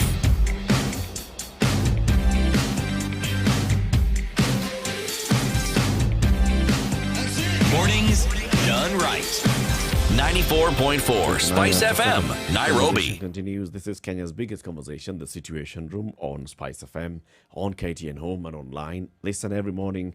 We have in the room C.T. Muga, Nduoko, and Eric Latif. Joining us this hour is Dr. Moses Masika, virologist at the University of Nairobi, tracking the spread of COVID-19 in the country. And Dr. you're saying that this clearly are signs of a second wave that's right here with us. If you look at those figures, in 1 month, month on month, and the drop or rise of the positivity rate. So by the time the president was relaxing some of the measures and even extending curfew, but reducing the number of hours for curfew on the 28th of September, the announcement was that the positivity rate was around 4.3%. The previous month, it had been 7%. Month before that, it had been at 9 and then 12. And then immediately now, from September to the 21st, we are back to 12%. Those are serious, spikes and drops. Is this a reality, or are these figures just, shifting a bit too fast and too high? This is the reality, Eric. And if you remember, when we were actually serious about fighting COVID, many Kenyans were complaining that things were very tough. Right now, things are back to normal. In the health facilities, healthcare workers are seeing now more cases. Initially, these are dropped. Initially, it was very high and then it dropped. And now we are taking care of more people who are sick and an increasing number that is very sick or severely sick. So this, I think, is the real picture. And we need to come to terms with that we are now riding the second wave. It is not, as many people would like to believe, the government cooking numbers. This is, sadly, the picture that we have to contend with and deal with it. Is it possible that this was the reality even 28 days ago when the president was making this announcement, only that maybe the government acted too fast? Because what I'm trying to understand is what is it that has happened in 24 days that then creates such a huge shift that you can see people going to hospital? What in terms of even people's lifestyles has changed between mid-September and mid-October? To start with your last question, we've seen a lot of people now doing away with their masks. We've seen more gatherings. You've seen a lot of meetings by politicians, and even Kenyans are now having more family meetings. A baby was born in April. They never got to see. They are now have an opportunity to go and see that baby. We have a lot of basically life really going back to pre-COVID-19 times, because it is I think the attitude or the view that COVID is no longer a threat that has affected this. One good thing that I can confirm is that by the time the president was relaxing some of the measures, the hospitals were really nearly empty of serious COVID-19 cases. Now they are filling up again. So it's not like these cases had gone to hide somewhere else. It means we really had fewer cases than we do now. And the explanation from where I sit is that we have not just relaxed the measures that the president announced, we really took it as if there is no more COVID, let us go back to our normal lives. And you can see this, Eric, if you tour around the city and also outside the city, you will see very few people with masks, you will see a lot of gatherings, you will hear about them, and you can see our politicians have been at the forefront ensuring that we gather and meet together. Right. A petri dish of disaster as such. Yes. But now if you look at the realities that people face and they said, okay, well, we needed to get back into things, how do you reverse this? How do you get people back into that state of mind to say, okay, we actually need to be careful about this? I mean, looking at it, looking at it medically is what you would do. Looking at the science of it is what you would do, Dr. Masika. But then taking that science and then extrapolating it to a community of people who wants to go back into the social practice. How do you do that and say, these are the facts and the figures, which you've just told us a few minutes ago. This is the fact. This is the reality. This is what the science is showing us. How do we then apply this to the mentality of people who have said that COVID is we're done with it? I think there are two things. One is posturing, and the second is enforcement. I think as it is now, a lot of leadership has taken the posture of COVID is over. And this message percolates, or it goes down to the masses and everybody else who should be following the measures that we need to follow. And if that posturing doesn't change, we are not going to see whatever scientific messages we put across. We may not see much change. The other bit is about enforcement. I think there has been a relaxation of the enforcement of the COVID-19 measures, and this needs to be done so that people actually recognize that we are still fighting COVID. We still need to follow certain regulations and certain measures so as to protect ourselves and to protect others. As I said before, having the kind of meetings that we had yesterday is not really a true sign of patriotism, if you ask me. The true sign of patriotism right now is to stay at home if you can and keep social distancing. What about children going back to school? Because we go back to when the virus made its debut in this country, and the first institution across the country to be closed was schools. All children until the university level were asked to go home. What about the opening of schools now? But before Dr. Masika answers, let me add on to it. Examples right around the world have shown us that the one thing that happened with certainty is schools were opened and then closed again.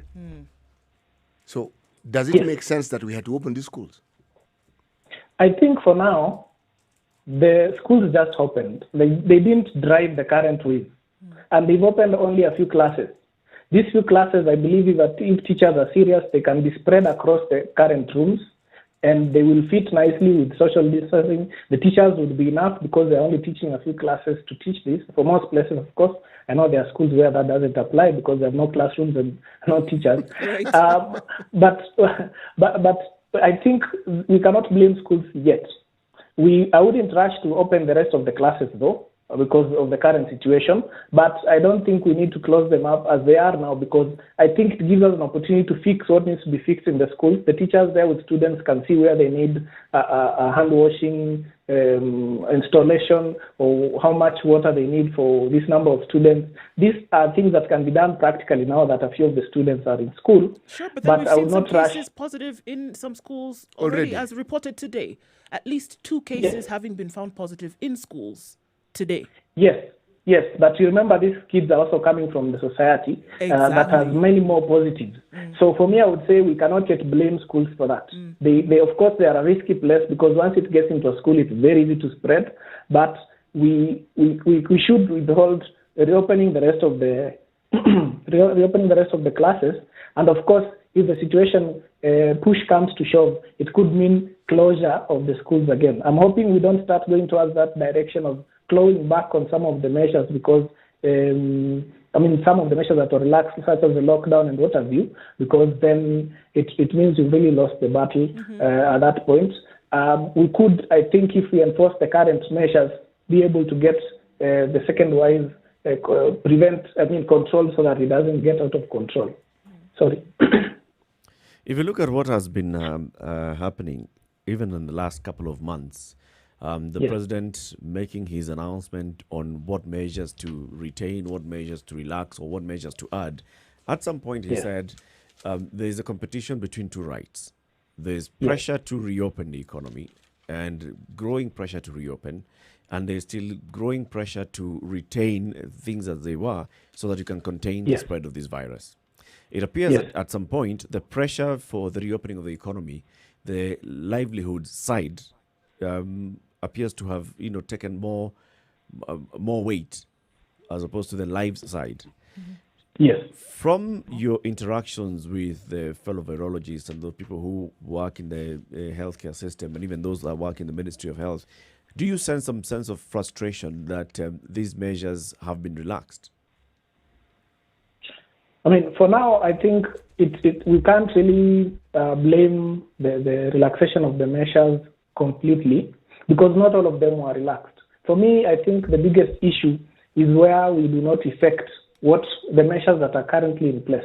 I wouldn't advocate for going back to a lockdown and closure of businesses right now, but I would advocate for better enforcement. That what guidelines these businesses were given, what guidelines were given as the general public ought to be followed. And if that is done and it fails, then we can reverse and go back to where we were. As you say, livelihoods are important, and if you do not protect them, then even the lives will be difficult to protect. So I would say it is a very tricky balance to maintain. And what we are doing wrong right now is not mainly the relaxation of measures that were done back then by the president. It is a lack of enforcement and following of what we need to be following now. But Atari, does it not sound or seem as though we are now experimenting with people's lives? Well, I think most countries have been experimenting, unfortunately, because this is an unprecedented attack on humanity. And for many countries, many countries have had to try different things and see what works for them. I see as a country we have done quite well, actually, so far, except now that we seem to be having an unexpected rise. And I think if we put our minds to it, we could ride this. So I think in as much as it sounds unpalatable, in a way, some of the measures we took as hoping that they will work. There was no guarantee. Many of them worked, some didn't, and we hope that we keep making the right decision. If you look at the response now across the counties, it's basically just counties being expected to implement what they should have put in place in terms of preparations.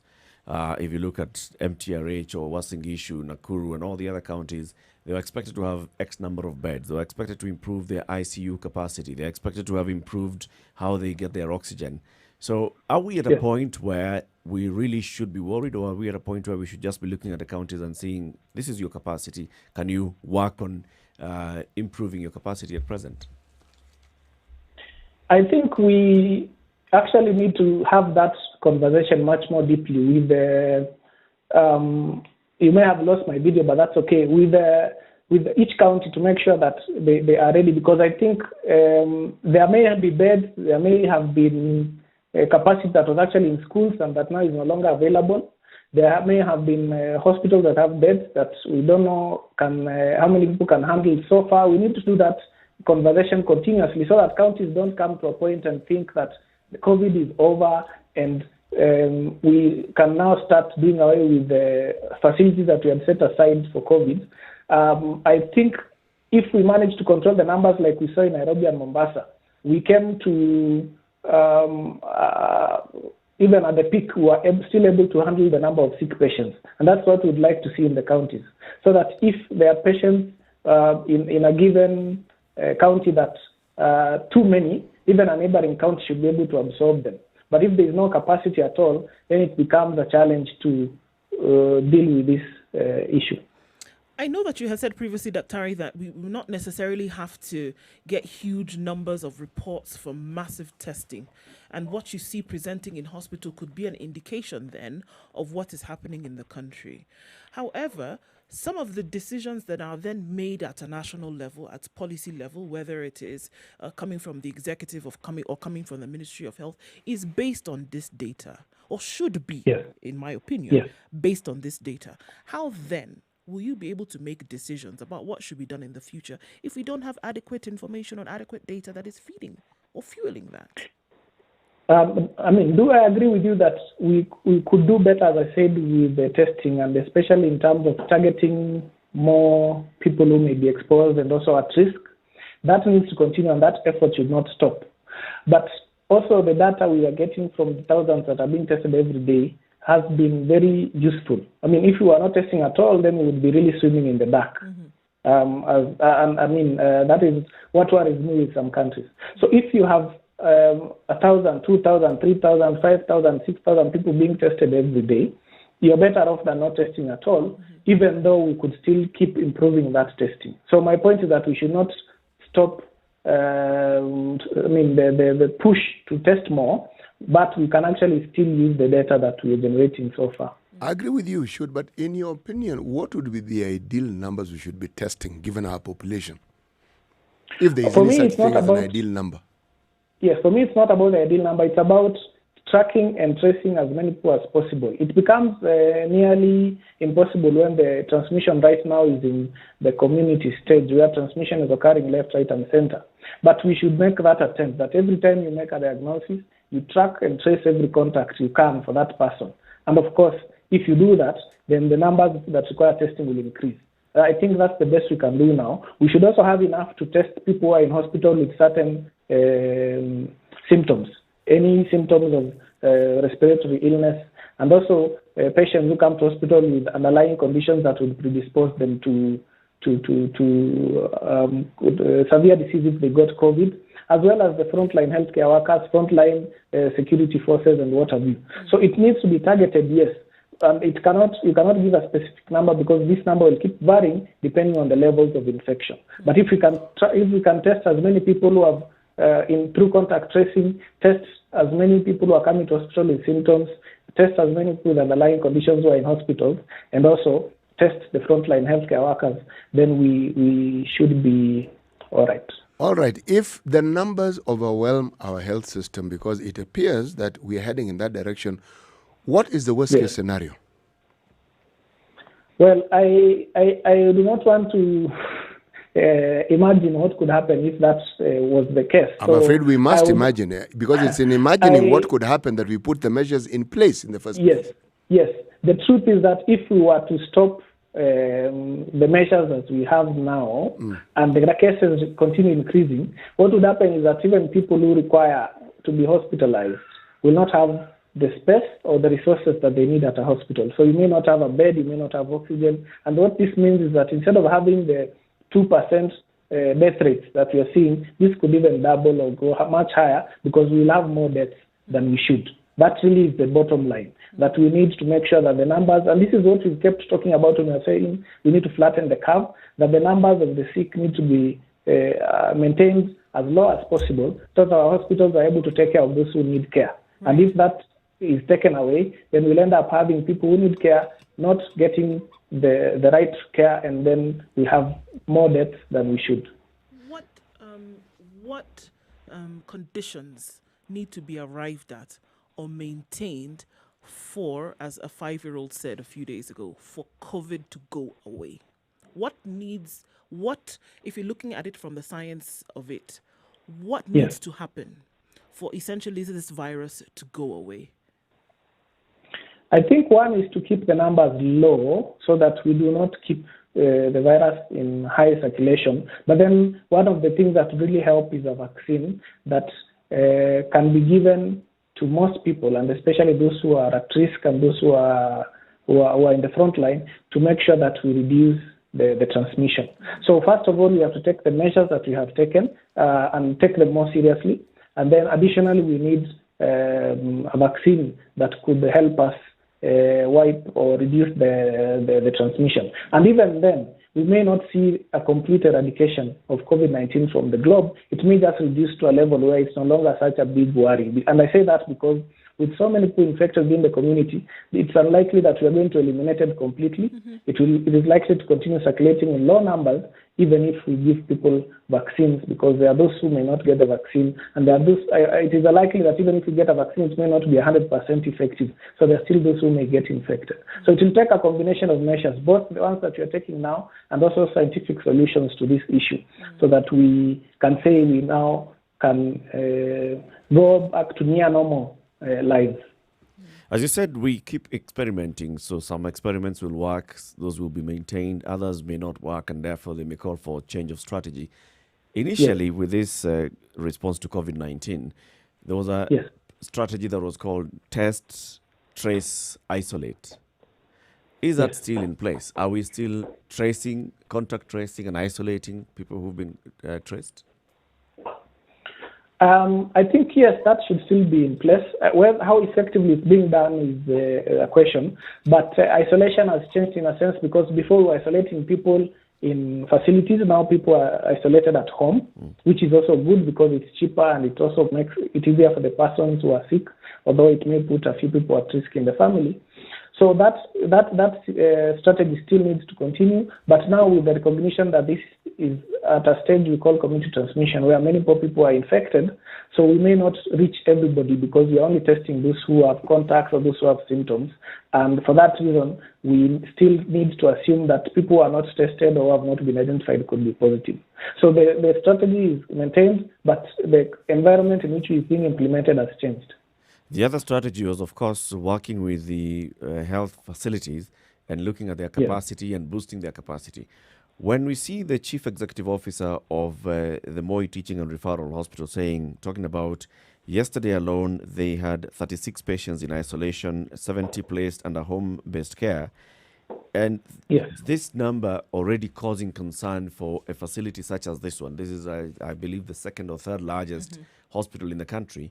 When 36 patients in a day causes concern for such a huge facility, what does that say about the level of preparedness or even the capacity of our healthcare system?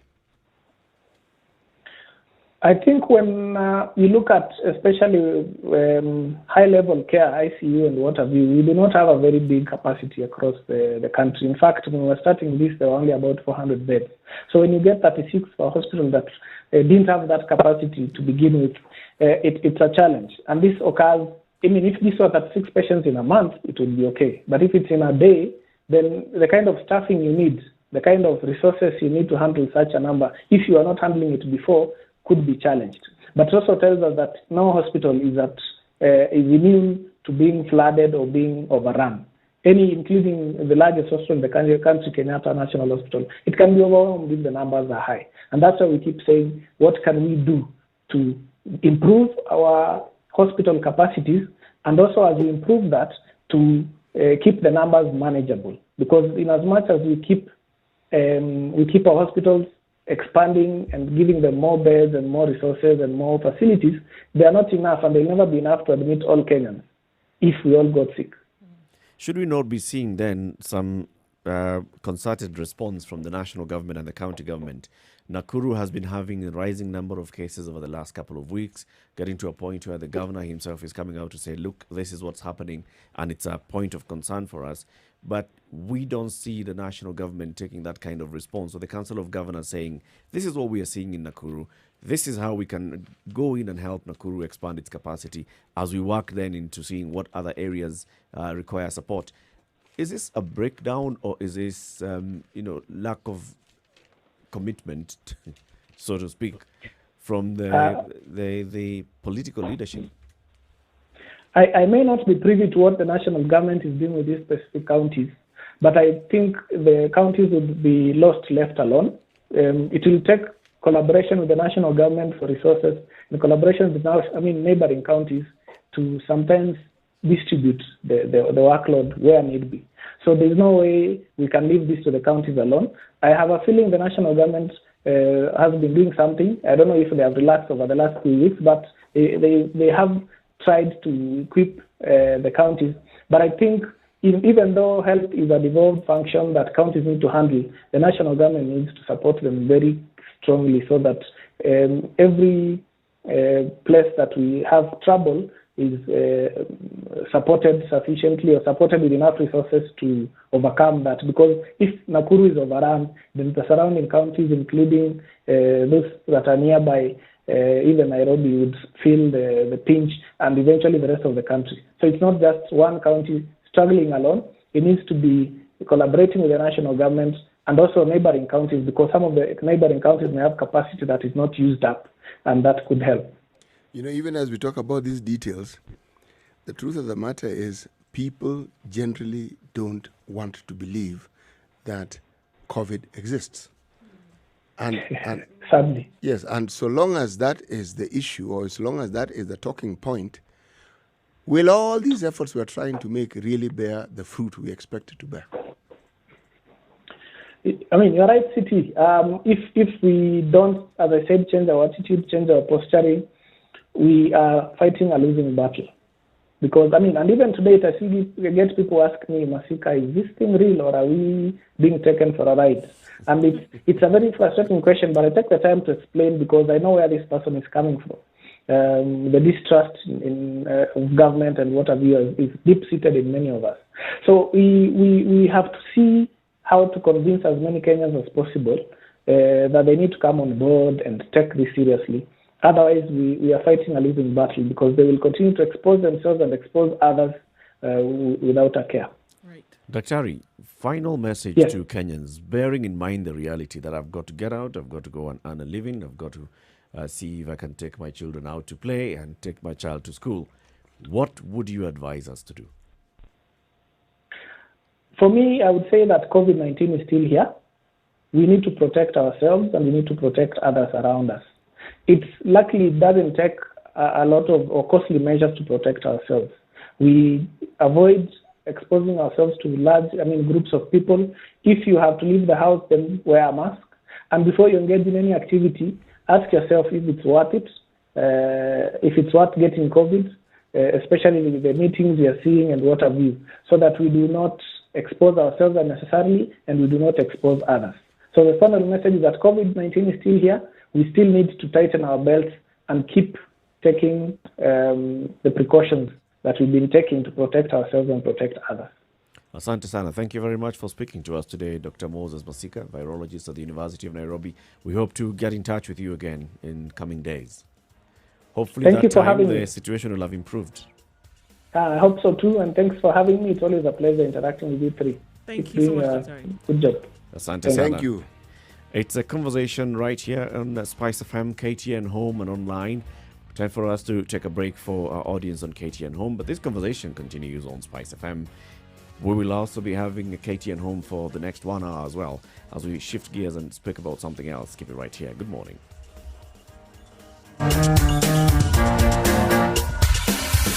This is the Situation Room, the only way to start your day. Spice up your It's life. 5 minutes to 8 o'clock. As this conversation continues, listening to the doctor, he's basically saying, look, COVID is still here. What we're seeing is a real reality on the ground. It's rising number of cases. This is an indicator of a second wave in the country. Then the severity of this second wave also depends very much on what we do as citizens. Actually, in this case, what the citizens do is by and large influenced by the examples that are set by the leadership. Yep. The Shujaa Day function at Kisii, for many Kenyans, proved that there is no COVID. Mm-hmm. If that entire event had been cancelled, But the president was wearing a mask doesn't matter. and he didn't shake anyone's hand. It doesn't matter. So, And It people doesn't. were, kept in the stadium. There was social distancing in the stadium. Which stadium? The Gusii Stadium. You've read reports of that stadium and you've seen the pictures that have been shown, and I was those watching it pictures, live. The sitting arrangement there was social distancing, and everybody was wearing a mask. well, not everybody. People started queuing as early at 6, according to the reports that we have. Yep. And they were jam-packed when they were queuing. All right? How long do you need to be in close contact with someone before you can contact let's just the talk about virus? the queue. The queue before we actually go into and sit Because down. queue means you don't just go in at the time when you arrive there. You are like waiting sardines in a there can. next to each other. Yeah. So what are we talking about here? Yes. You know? If you're talking about an example, the worst possible example that could have been given about COVID, it's Shujaa Day. So what does that tell you? The national government or other government's attitude, like Dr. Masika is calling it posturing, and how we are framing the message. Is it that, according to them, well, what we need to do is wear a mask for,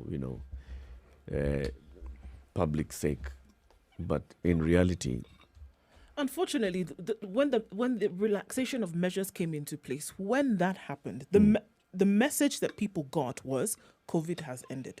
That's when the borders were opened, restaurants and flights bars were allowed open, in. Flights were allowed in. Curfew then was reduced in terms of its hours. No need to quarantine if you arrived. You can go home and just give us your assurance by word of mouth that you will quarantine for 14 days and such things. The message went out. What people heard was, oh, okay, COVID is over. Those messages, those measures should have actually come with serious riders. But unfortunately, they didn't. And even beyond that, people just, and it's used as a joke now. There's no COVID. That so one there's no event, problem. that one event negates anything we can say here. Everything. Everything. You will say it until your whatever color you like to be in your face. They'll say, but wait a moment. We saw the entire government. Gathered together in one place. Yes, plus all and sundry. And we were told reggae is back. So this reggae was halted because the devil came from heaven. And Shetani alitoka huko juu. Now reggae is coming back. And now we've been told reggae is coming back. And then you're telling us that COVID is still here. Where? Numbers are rising. Even as this function was being planned for, the numbers had already started rising. And the government is privy to these figures even better than we are. They know on a daily basis what's happening. And by the way, it isn't in Nakuru. It's countrywide. It's countrywide. It is countrywide. And the truth of the matter is that it's the attitude. Yes, when we say attitude, we are right. It is attitude. But how did that function of Shujaa Day help? Didn't. If anything, it made things worse. A wonderful occasion to remember all sorts of wonderful things, yes, but good thing, wrong time. It's accepting that, COVID is here with us. Some people will fall sick. Some doctors say. Actually, it's not even some people, Eric. Sick Many people will fall sick. Those that will die will leave us, and those that will be left will continue. Appears that that's the attitude. Okay. Depends. On what side will you be? That's between you and fate. Wow. Government, forget it. Forget it. These conversations continue on our social media handles, Spice FM KE, YouTube, Facebook, and Twitter. Daniel is asking, could Masika explain why cases drastically dropped in the wake of KEMSA scandal, only to rise once the government doesn't seem keen on sacking people? These questions will not stop being asked. They won't. It is always looking at, what's happening? How come now? Who wants what? Even if there's logic to explain the government's activities, the truth of the matter is, was it or is it the best way to have dealt with this wonderful occasion given the COVID situation? The COVID situation. Indeed. Yes. Keep it right here. This conversation continues. It's now 8 o'clock.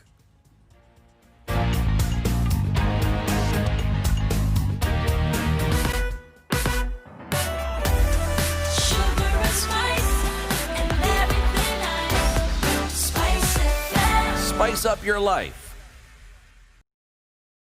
102.5 Spice FM, Kisumu. Traffic is looking terrible this morning, guys. All the way from the Garden City Mall. That's where it's backed up to. The service lanes is what you're being asked to use today because of the multiple accidents that took place. At about half hour ago, it was 4 and counting. The one that happened right outside Mathari Hospital, however, that has been cleared, so you can use that. And there was another one that happened at exit 6 as well, so you want to be careful as you're coming out of that direction. Kiambu Road is an absolute mess. It's jam-packed, and all the way from Shark's Place, It is bumper to bumper. You haven't even been able to take the bend that will lead you to the highway. So are there alternate routes from Kiambu Road? Unfortunately, it's all leading in one direction, trying to join Thika Road. So there we have a problem this morning. Coming off of Mombasa Road, it started at Kappa. It's moving all the way today to Nyayo Stadium. There's no let up as concerns this. And then on Uhuru Highway, getting into the CBD, you're then going to join with Gong Road, you're going to join with Valley Road, and you're going to join with that traffic that's coming in from Westlands. So today it's looking pretty sticky, guys. You're going to need a lot of patience, and if you can use an alternate route, do that. The southern and eastern bypasses, those are the routes that you can use. We'll look at those in a while and see what it looks like. But it looks like a crazy Wednesday morning. Spice of MKE, just in case you find an alternate route, or if you're stuck somewhere and we can give you information as to how to get out, let us know. 40127. That's the text line. Also, you can get in touch.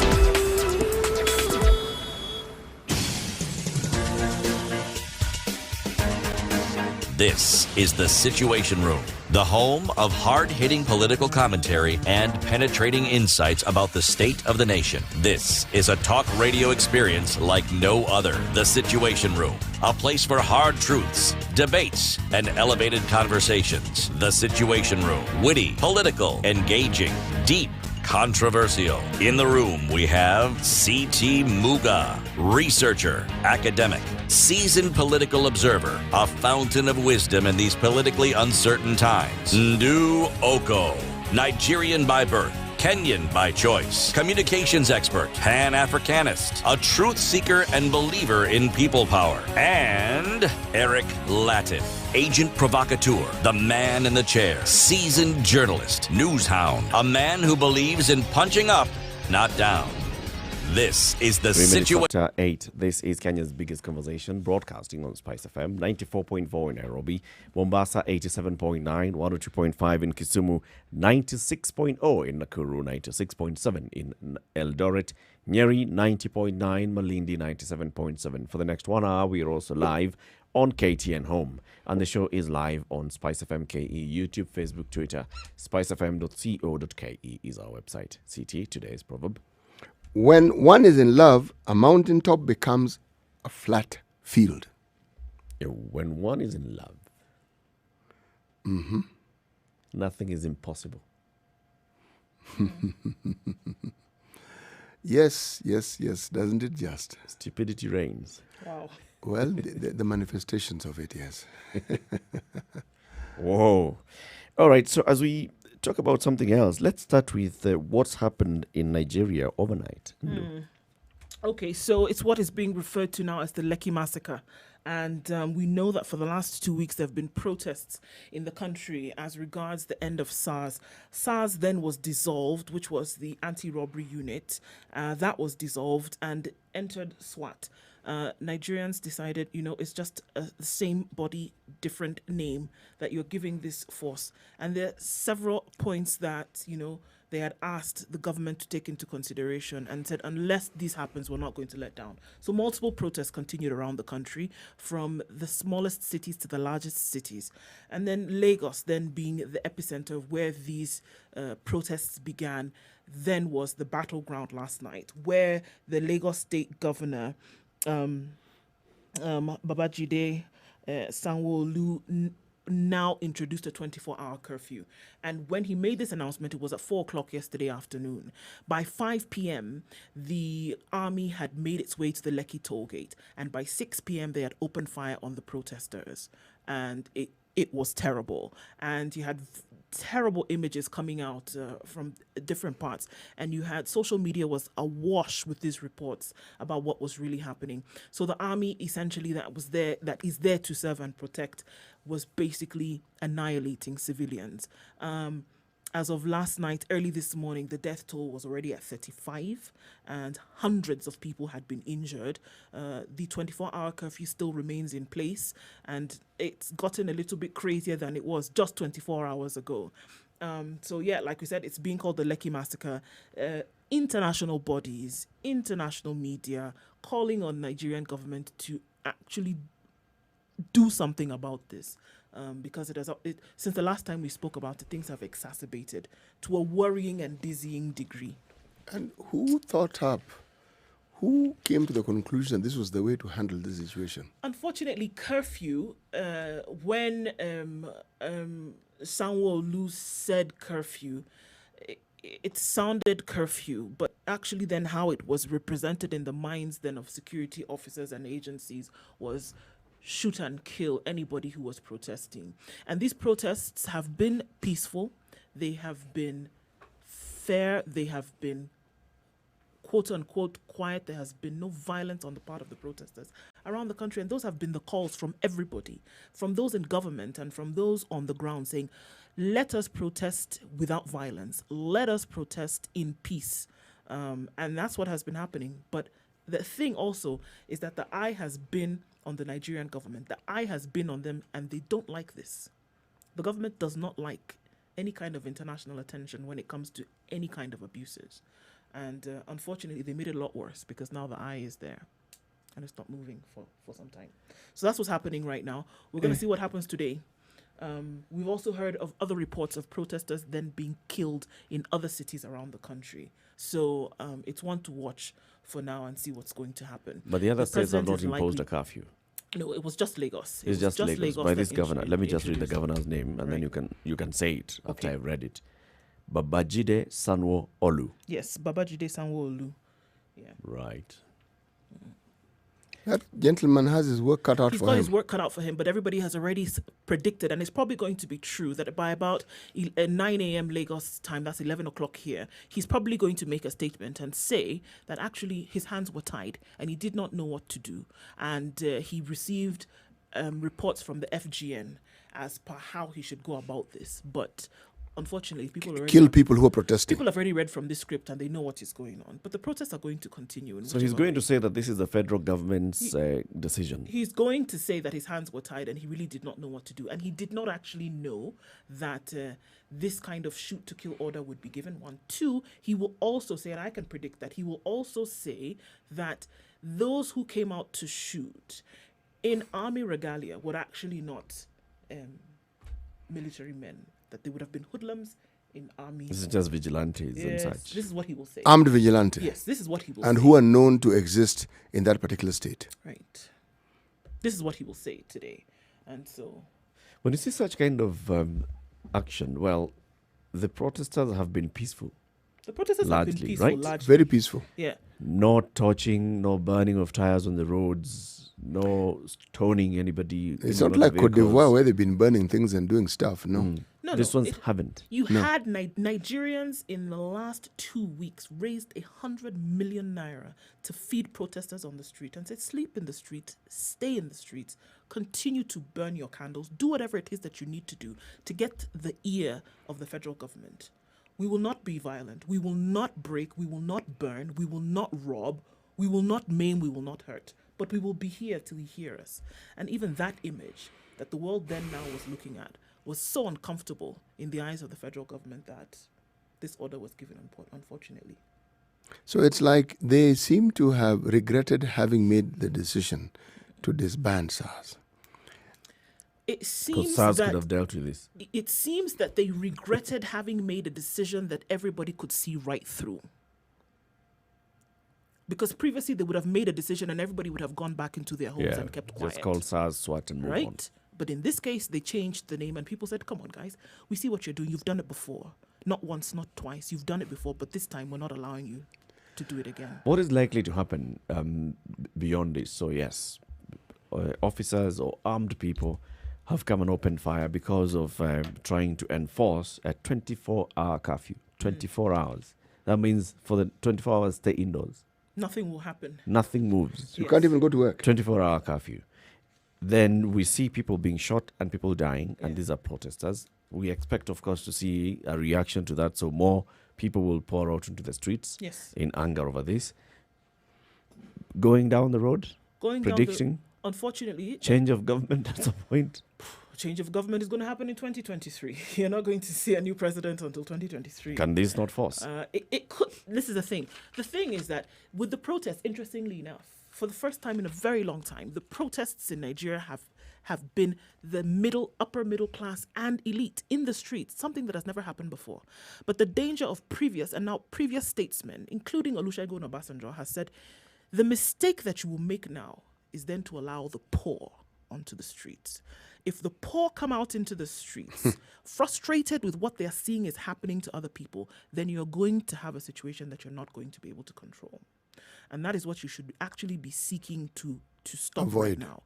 But like we said, Nigerians have said our tired is tired. So you can imagine, your last point of exhaustion is exhausted. They're not willing to take anything beyond less than what has been prescribed in the 5-point agenda. If you don't do that, and interestingly enough, Nigerians are not begging for water. Nigerians are not begging for electricity. Do you know what Nigerians are saying right now? Pay the police well. Establish your legal jurisdictions in this country. Give them the allowances that they need so that they can protect us right. We're actually fighting for the police. And this is what is being put out there. We're fighting for the police, not for ourselves. Let's deal with this, and then now you can provide the services that are our basic rights, right? But in this case, fund the police. They're not mixing up issues here. No. So, I mean, this is a tough one, and it's going to get sticky. If Muhammad Buhari doesn't go beyond just making statements for the sake of public relations, if he doesn't do something beyond this, hand in hand with the IG of police, there's going to be a problem. There's going to be a bigger problem than what we're seeing today. So sink or swim in this case. Quite unfortunate. Let's bring the conversation back to the country as we keep monitoring what's happening in Nigeria. Back to the country, C.T. Muga. When one is in love, a mountain top becomes a flat surface. That's where phrases like love conquers all now gain traction. Now, popularity is the one currency that any political system or situation understands. It is what we call common currency. But the currency that also runs alongside this particular currency, and that is which is not often, should we say, anticipated, is that popularities by their very nature will rise and it will fall. But for many people, the manifestation of this popularity has to do with the numbers of people, crowds, what we sometimes refer to as mobs. Not really understanding that mobs could actually differ. A crowd of people may be there to push an agenda. A crowd of people may be there to simply observe. A crowd of people may be there because they have absolutely nothing to do and this is something better. Sometimes it could be a mix of all that. But if you look at popularities and with the political systems that we have right around the world, you will find that that popularity applies irrespective of the type of political system that a country has. There are those who will argue that in a communist or in a dictatorship, popularity doesn't count. Actually, it does. Because within that system, there will be those who are in charge. And even with those who are in charge, numbers do count. People have to agree. And somewhere along the line, the majority will hold sway. But the thing that I want to look at is how this popularity fades and wanes with time. If you look at political narratives that brought about popularity and brought about independence in this country, it was Uhuru. And with that, there were people who represented it. And because they did, they were popular. Right across the country. Think about Ronald Ngala. Think about Daniel Arap Moi. Think about Achieng' Oneko. Think about Bilder Kagea. Think about Jomo Kenyatta. They were popular.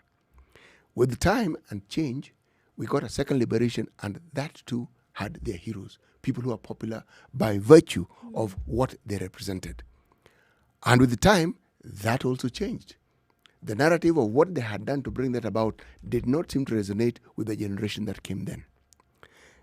That holds true even now. We have a narrative that has taken hold in the country, and that is the dynasty versus the hustler narrative.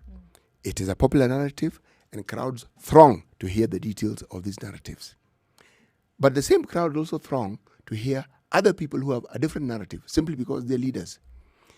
This popularity, this show of support, as it's witnessed and it's believed to be, like the others, will also wax and wane with time. But even more importantly, what it is supposed to represent will also wax and wane with time. one thing stands true.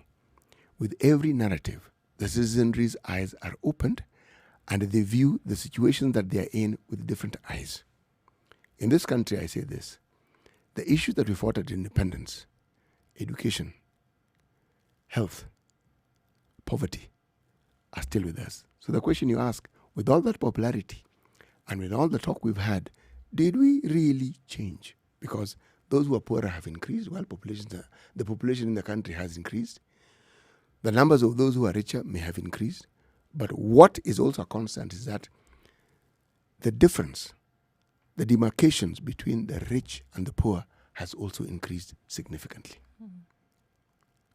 So what are you saying? Are you saying that then the hustler dynasty narrative is an eye-opener to the population? I am saying that it will have, not might, note, will have unintended consequences.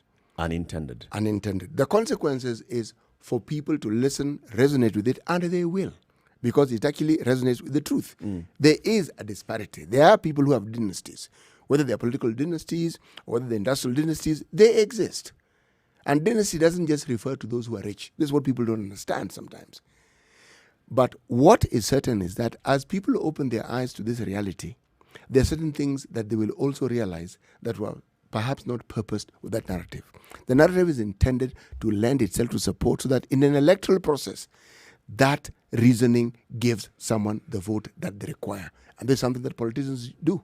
When you say unintended consequences, what do you know it to be the intended consequences? Intended consequences is that if it resonates with enough numbers, the person who has espoused that particular view will get the votes that they require. And I am saying that it is not always the case. That is what is unintended. People's eyes may open, they may look at the narrative, and they may decide that having understood it, they don't necessarily have to vote for you. So you're saying Ruto may be pushing this narrative, hoping to be the one that gets elected president, and then somebody else gets elected president. I am saying precisely that. On the same narrative. All a different narrative, because How that would is this his be? narrative. How would that happen? You see, when you put across a narrative, other people will come with their narrative. But what we have to agree on, well, actually, we don't even have to agree. What we just simply need to look at is that narratives already exist. And the narrative that has dominated our politics has been the tribal narrative, the ethnic narrative, and the leaders of ethnic groupings. So for a narrative to hold sway, it means it has to overtake these narratives that already exist. It has to supersede them. It has to be more powerful for people to change how they looked at things in order for them to see it that way. And I'm saying that change is actually occurring. There are people who are looking beyond those, what we call ethnic cocoons, and saying, no, we don't necessarily have to follow this. We can follow something else. But there's yet another narrative. Part of the reason why the narratives that I mentioned earlier were popular is that action followed the words. There was clamor for independence. At that very beginning, people were jailed, people suffered, people died. There was clamor for a second liberation. Again, people died, people were jailed. People represented sacrifice. Now, this particular narrative, the question is, what actions follow? What is it that one sees that demonstrates that this is the narrative that can bring about change, apart from the words? And what is the change being promised? The change being promised, I'm going back to independence. One, to deal with the diseases that we have and make sure that there are things we can manage. One, to deal with poverty. One, to deal with ignorance and make sure that people are adequately educated and that education is actually available to all. That is it. Basics. I'm not even going about talk about new ideas. The very thing that we set as an agenda, that. It's the promise that's being made. It's the promise that's being made, and unfortunately, until and unless we see somebody who comes through and uses those promises that uses the platform that the promises have given them to actually do this work, then it's that you make the promises in order to get the position. Or their lives and the position they have held, there's ample evidence that they have done precisely those things that they're saying. Precisely the very promises that are being made have actually been actioned, and one can see. The unintended consequences that you asked about, Eric, at some point, words must meet with action. It has to. And unfortunately, for people who just speak, people are more convinced by what you do rather than what you say. Okay, but even if you want to look at this hustler narrative, for example, and all that it promises, is that I'm just like you, but then just like you say now, there's some people who say, sorry, man, but actually we're not the same. We're not the same. You have everything that you need. You have all of this at your expense and at your disposal, but I don't. I'm trying to actually just fend for my family and make a living. So coming to me to kind of buy my allegiance because you think that you and I can find some kind of point of resonance, if the scales would drop from your eyes, then you realize we actually aren't the same. We aren't the same. All I'm trying to do is survive. So I think that a lot of these narratives are developed just to get the voter into the back. I mean, come into my parlor, said the spider to the fly. That's what it is. Come into this cocoon, and then I wrap you up in all this rhetoric and all this speak. At the end of the day, you're going to give me your vote, and then when you're done, I'll devour you. The unintended consequences, again, is that people will see through these narratives. You see, we talked about Nigeria. And what you're seeing, very simply put, is people seeing through the narrative and deciding, we've heard this, we've heard it, and then some. We are tired of hearing it. We're done. No, we've heard. And if it's an opportunity for you to actually bring forth the promises you made, we have given you the opportunity. We haven't seen it. One thing for sure is that politicians, when they're seeking positions of authority to be elected, they will come up with a cause. Yes, they will. Rally people around a certain cause. So yes, pre-independence, it was about that. It was about independence. And independence was in various forms. First, there are the people who were pushing for, we need a return of our lands because our lands have been taken by this beberu. Others, we need to have the same thing that we're seeing. They came and they created a government. We want to be the ones in that government.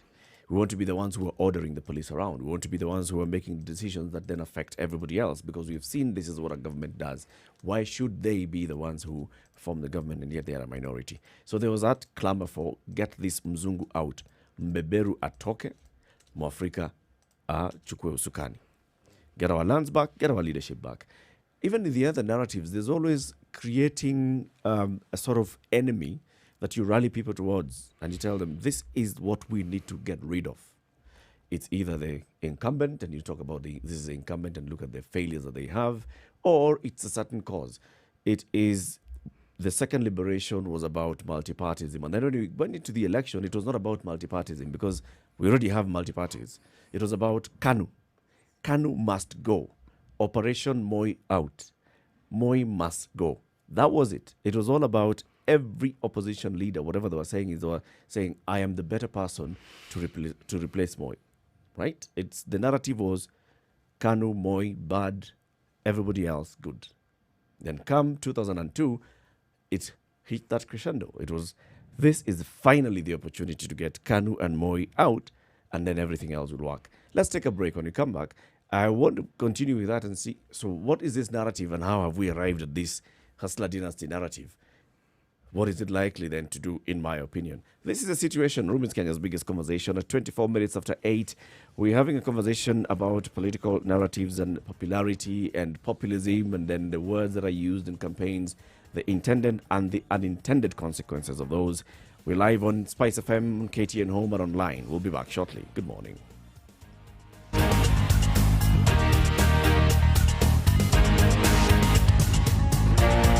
This is the Situation Room, the only way to start your day. Spice up your life.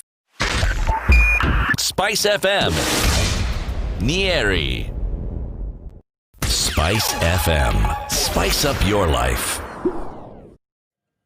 It's mostly cloudy in Nairobi at 17. We'll see highs today of 25 and a chance of rains in the afternoon, coming down to lows of 13. Nyeri still continues with those light rain showers, graduating to heavier rain later, highs of 23 and lows of 14. It seems that the short rain season is beckoning across towns, and it's partly cloudy in Nakuru at 17 at the moment. Thunderstorms expected later with highs of 23 and lows of 13. It's mostly cloudy in Eldoret at 16 degrees, going to highs of 21. Lows will be 13 today. 20 degrees and mostly cloudy in Kisumu, highs highs of 26 and lows of 19. It's also looking like a wet afternoon there, as it is in Kakamega, where the highs will be 24 and lows of 16. It's currently partly cloudy at 18. It's partly cloudy in Mombasa at 27, highs of 31 and lows of 25. Malindi is 27 degrees and partly cloudy, highs of 30 and lows of 25. Looking out into Kampala, light rain showers have begun at 19, going to thunderstorms later, highs of 23. And in Dar es Salaam, partly cloudy at 27, highs of 32 and lows of 23. Joburg continues to rise. It's getting warmer and warmer now, 18 degrees and mostly sunny. Those sunny conditions will last through the day, 26 the high and lows of 13. Lagos is partly cloudy, a warm day today, highs of 33 and lows of 24.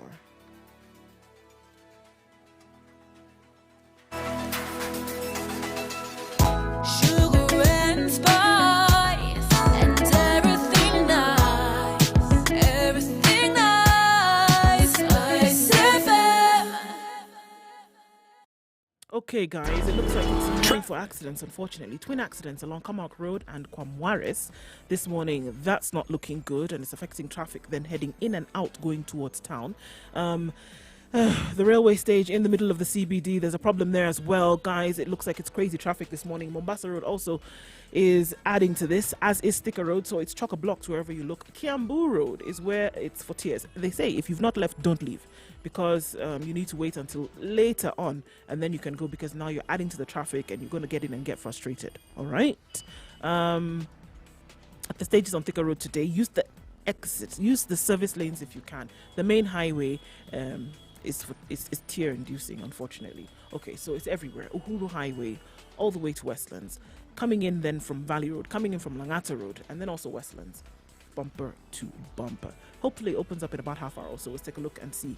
Spice of MKE, that's how you can get to us on Twitter, or text us on 40127. Are you ready? Okay. Spice FM. Mature, intelligent talk every morning. Spice up yourself.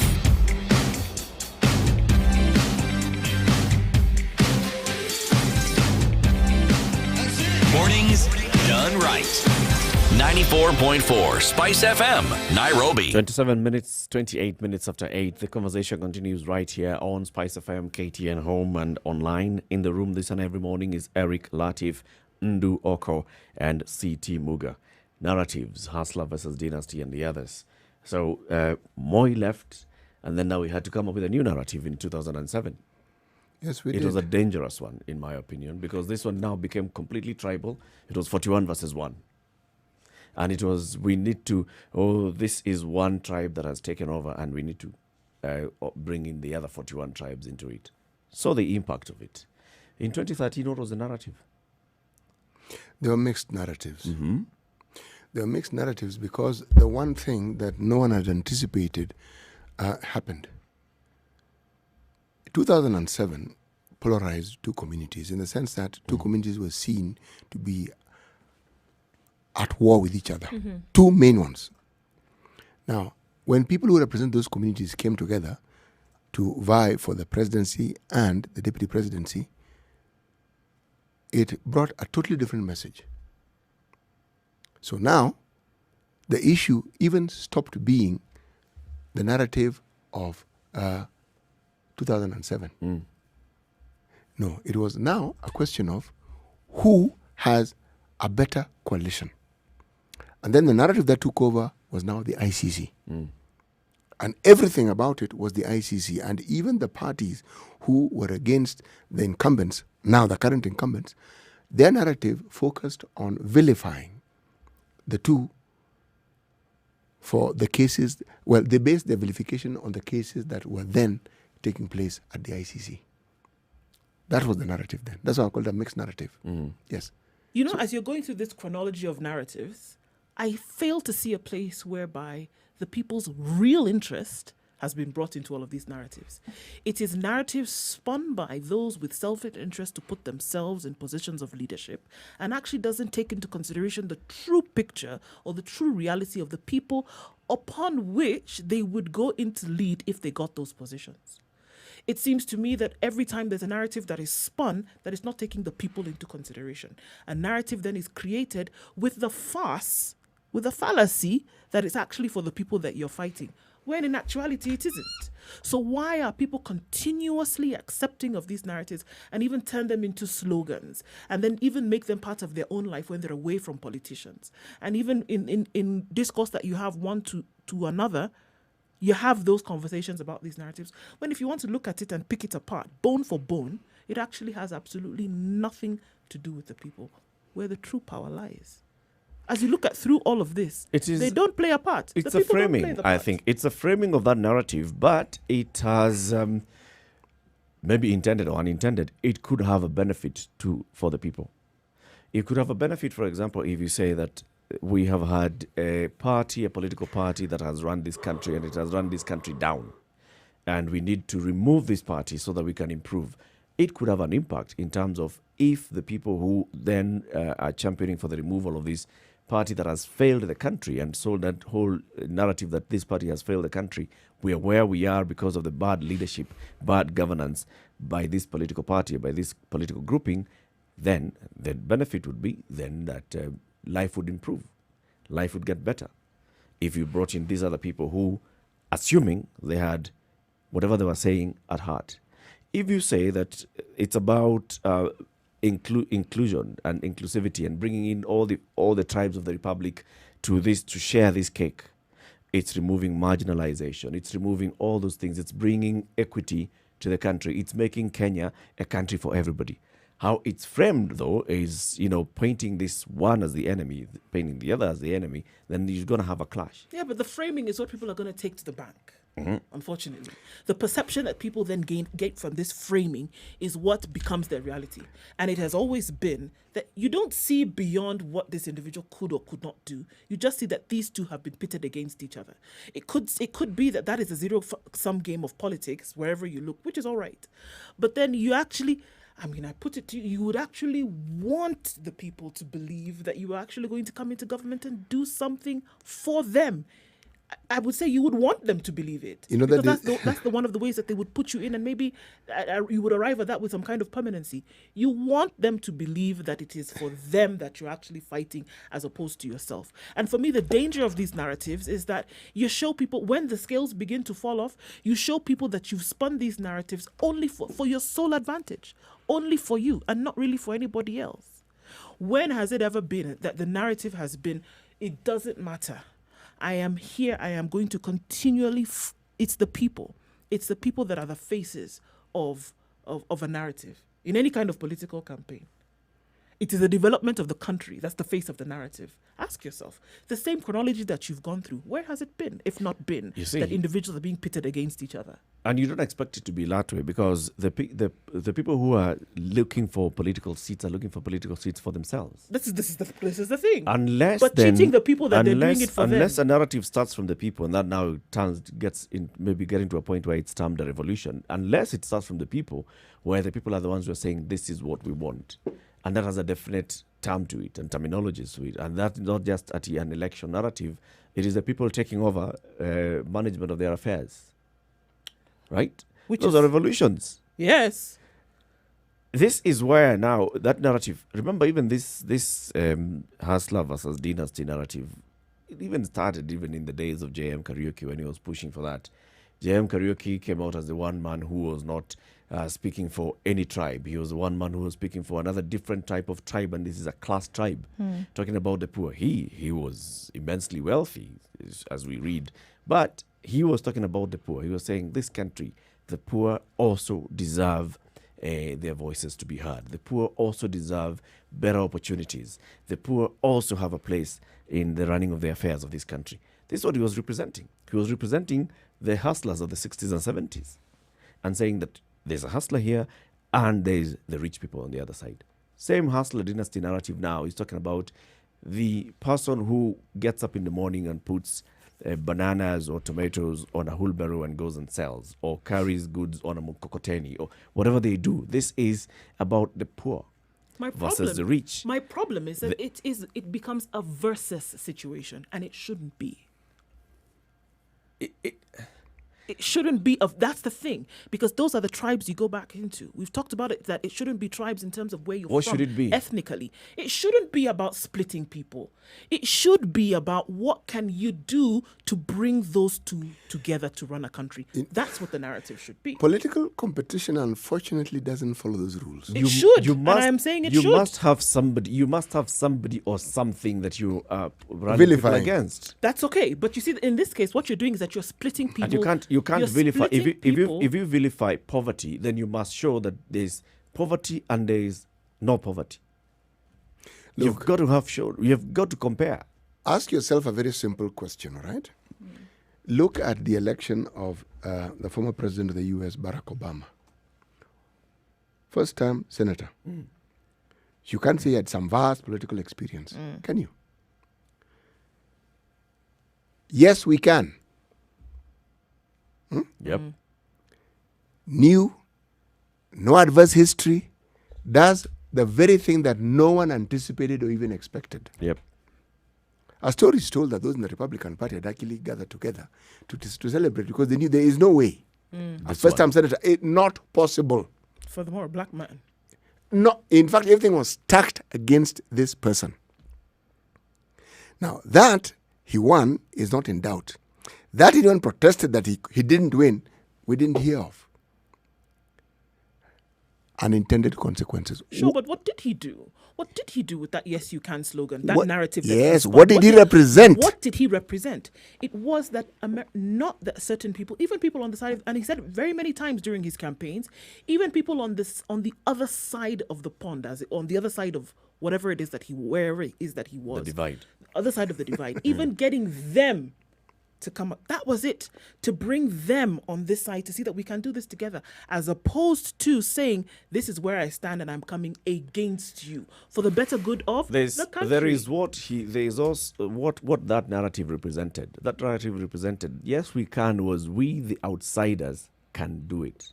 We the outsiders, we the marginalized, we that haven't participated in this can get there. Yes, we can. It's not we all. But Eric, wouldn't you say that by saying yes, we can, he gave you the opportunity to interpret it in a manner that suited you best? Yeah, it's about hope. That's why, in fact, he's at the primaries, he was not doing yes, we can. It was about hope for who? It was about hope. For everybody. Of course, he has to paint it like everybody, but it was not everybody. Meaning, what he brought in a message that was new, but it resonated. It resonated, and it was palatable for everybody. Even those on the other side of the divide, it could heard be this interpreted by actually, anybody, but he was not communicating to everybody. Sure, he was communicating to a certain demographic, a certain audience, and telling them, you guys, you have gotten to a point where you feel like you're hopeless. It doesn't mean because I'm communicating to CT and I speak to CT, it does not mean that anybody else who is listening, I'm not communicating to them as well. Of course, you're communicating to them. The communication will reach them as well. They can all hear that you're telling CT what you're telling CT. Something that could land on those ears, and it could be fertile ground. Pause for a moment and consider what Eric is saying. Anytime you have a message, usually there is a target audience. Yes. But anybody else hearing it, it's fertile ground upon which could land and seeds could yes, grow. Absolutely. Yes. Now, why don't we fast forward it to the current president of America? But before we get there, what happened then? People who ordinarily didn't even vote in America during Obama's time came out to vote. Now, why am I fast forwarding it to Donald Trump? The same thing is happening. The numbers of people who are voting is increasing. People who ordinarily would not have voted, the numbers are shockingly increasing. And you're asking yourself, was this or has this been the intended purpose of his campaigning? Then comes a clincher. Even as they're coming to vote, what voting allegiance do they represent? That's where the now unintended consequences come in. Yes, you raise an awareness. Yes, you make people ask questions they don't ordinarily ask. Then you make them ask questions that you hadn't even thought they would ask.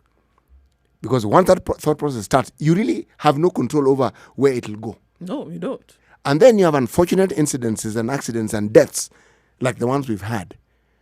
Suddenly, that conversation, and in a COVID situation, changes. Now, why don't we come back to our country? We have COVID, we have unemployment. Poverty data shows clearly that those who are poor are getting poorer, not richer. Those who are unemployed, even with the lifting, it's not as though they've gone back into employment. The economy is in doldrums. We're getting into what could be referred to by economists as a recession. Not good. But this is a discussion for another day. Now, amidst all this, when you have a narrative which indeed catches the attention of the nation, I am saying, in those circumstances, the interpretation may not be what you purposed it for. And it may not necessarily work in your favor.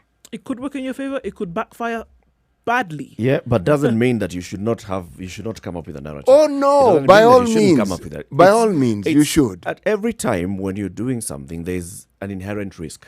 There's an inherent risk of this backfiring. There's an inherent risk of this not going your way. There's an inherent risk of your communication being misinterpreted, or your communication even being interpreted to a level that you hadn't even seen yourself.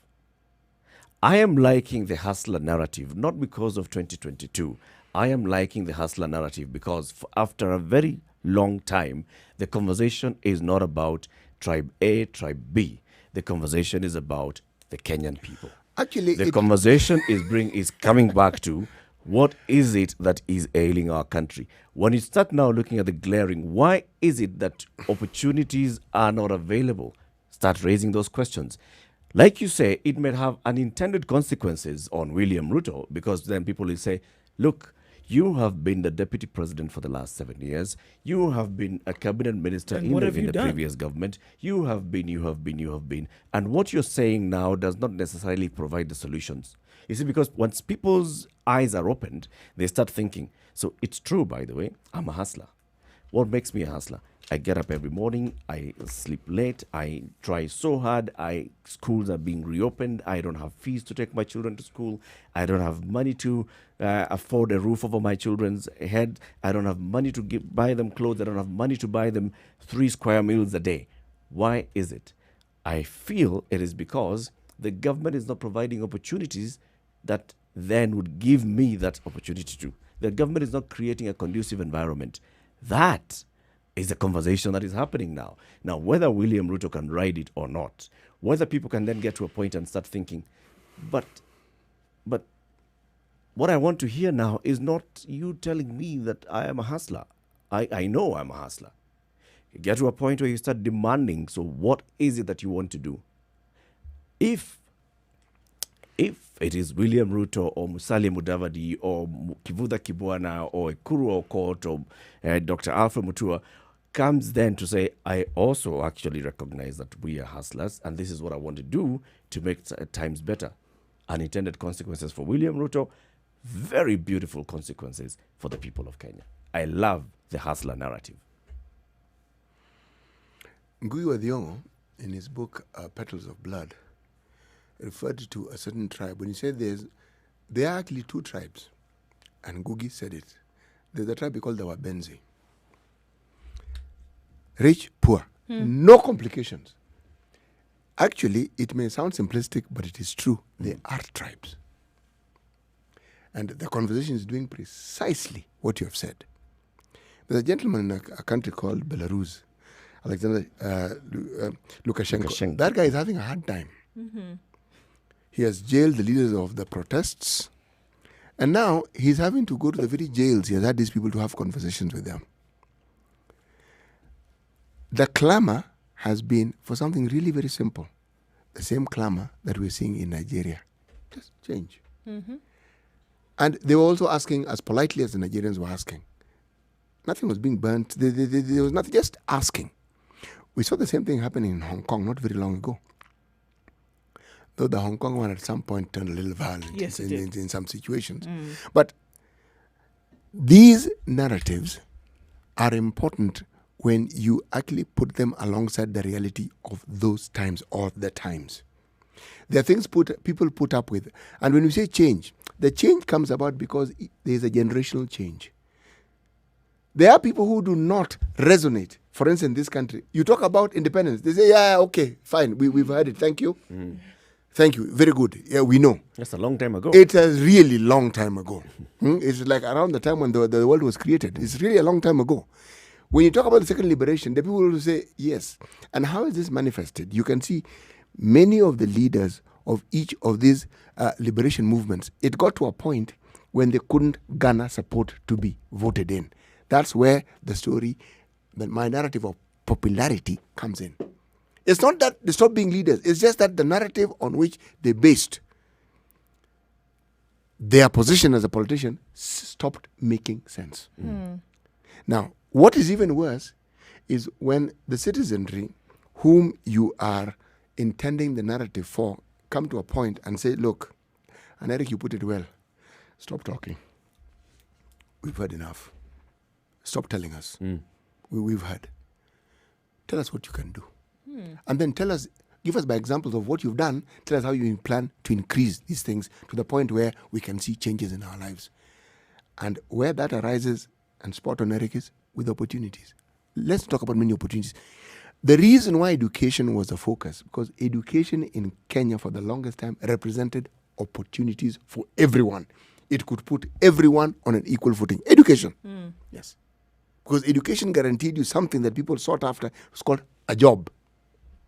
Now we're saying it'll give you an opportunity to even conduct some business, start some business. But if that opportunity is not presented by the government to encourage all these fears of endeavor, then everything that is being said remains just that, words. But what changes is the perspective that the Wananchi have towards that same narrative. Right, and so the perspective then can be changed when there's when the narrative that's put out and the consequences that you were hoping to achieve, or the results that you were hoping to achieve by this narrative, whether you came up with it or it snowballed into something, which is what I think this hustler narrative has kind of done in this country, snowballed into something else, is that when there's a rejection of it by the people who realize that this is something that may have been promised to them before, one, and it's just wearing different clothes, or something that you've come up with whereby you had the resources and you had the platform and the ability to be able to change, or at least put a dent in, and you didn't, then there would be a rejection of such a narrative at this point when the people say, you know what, no, you want to use us to be able to gain some kind of expediency politically, but it is not going to happen. Here's the demand then we then make. For people in Kenya to be able to say, actually, you know what, right, okay, we could all be hustlers, but you and I are nothing alike. Yeah. Do you see? Yep. We are all hustlers, Yep. but we are not alike in the sense that the opportunities that have been granted to you, what have you done with them? And we are saying that somebody coming into a position with an opportunity to do something that will change the country is the focus that the people have. And Yep. it's not, unfortunately, what the focus is for many a politician. You know, and we're saying that has got to change. It has to change. That It will change. It will change, Ndu. It will but change. It will change organically. It will change when the people continuously put it out there that they're being tired of being fed the same It thing. will be organic. It Until may not there is be a in push. 2022. Sure, but until there is it will be steady, organic. until there's a steady and continuous compounded push for that kind of change, it's not going to be miracles. Please No, understand. it'll not be a miracle, but it'll be organic. Please understand. First of all, start with the realization. That realization, and very clear, open realization that there is a hustler nation in this country. That all of us, whether you are Giriama, you are Kalenjin, you are Tugen, you are Kikuyu, Meru, Embu, whatever, we are the same, right? That realization happens. And then the next thing is now starting to listen out for solutions. Solutions will come from some quarters that we cannot see now. That's when solutions will come. If we look at the last, say, 12 years in America, just the same thing that you're saying. Barack Obama, first-term senator, not much experience in national politics, comes in with this narrative, and it is hope, the audacity of hope. I can dream it, I can do it, I can achieve it. Gets it done, achieves it. First time we're seeing somebody who is such a novice in national politics becoming a president and getting re-elected. You could say that it is the same wave that also propelled a complete outsider called Donald Trump into the White House. Drained the swamp. Why? Because Washington, D.C. is full of the same cabal of people, and we need to go and drain that swamp and get all of them home because they are not delivering. It has started with, initially, people saw it's actually possible to get in somebody who is an outsider to come into office and run it. So when this complete guy who is just a businessman who has never run for public office comes and says, I want to be president, the question is not, but who are you? They know The who question he is, All what right, can yeah. you do that's going to What can you change do? what So we've let's been give you seeing that now? chance. You see, organic. It's the same thing here. We're having a conversation that is talking about we, the people of Kenya, have this. We try, we work so hard, we are resilient people, we toil every day, we do this and the other, and we feel as if our government is not delivering our dreams and aspirations. It'll happen at some point where then the people will start saying, but okay, you're part of them. Same thing they were telling Hillary Clinton, but you're in the same class of the other people. You are Hillary, you're Clinton, you belong to this guy. We don't know him. Let's give him a chance. Something is likely to happen. But bear in C.T. mind, Muga could become president. Thank you very much, sir. There you go. He's But already bear taken in the mantle. thank you very much, sir. Mimi, bear in mind, Eric, that the BBI also represents a narrative, which means it represents a promise. This is what we plan to do. This is what we have to do. And it, too, can have unintended consequences. You hope to galvanize the people into a popularity move that will propel those who are putting it across into the highest seat of the land. Unintended consequences. Once again, people may look at it, it may open their eyes, and they may decide, actually, thank you. We're very happy with what you've told us. But now that we understand this is what we are going to do.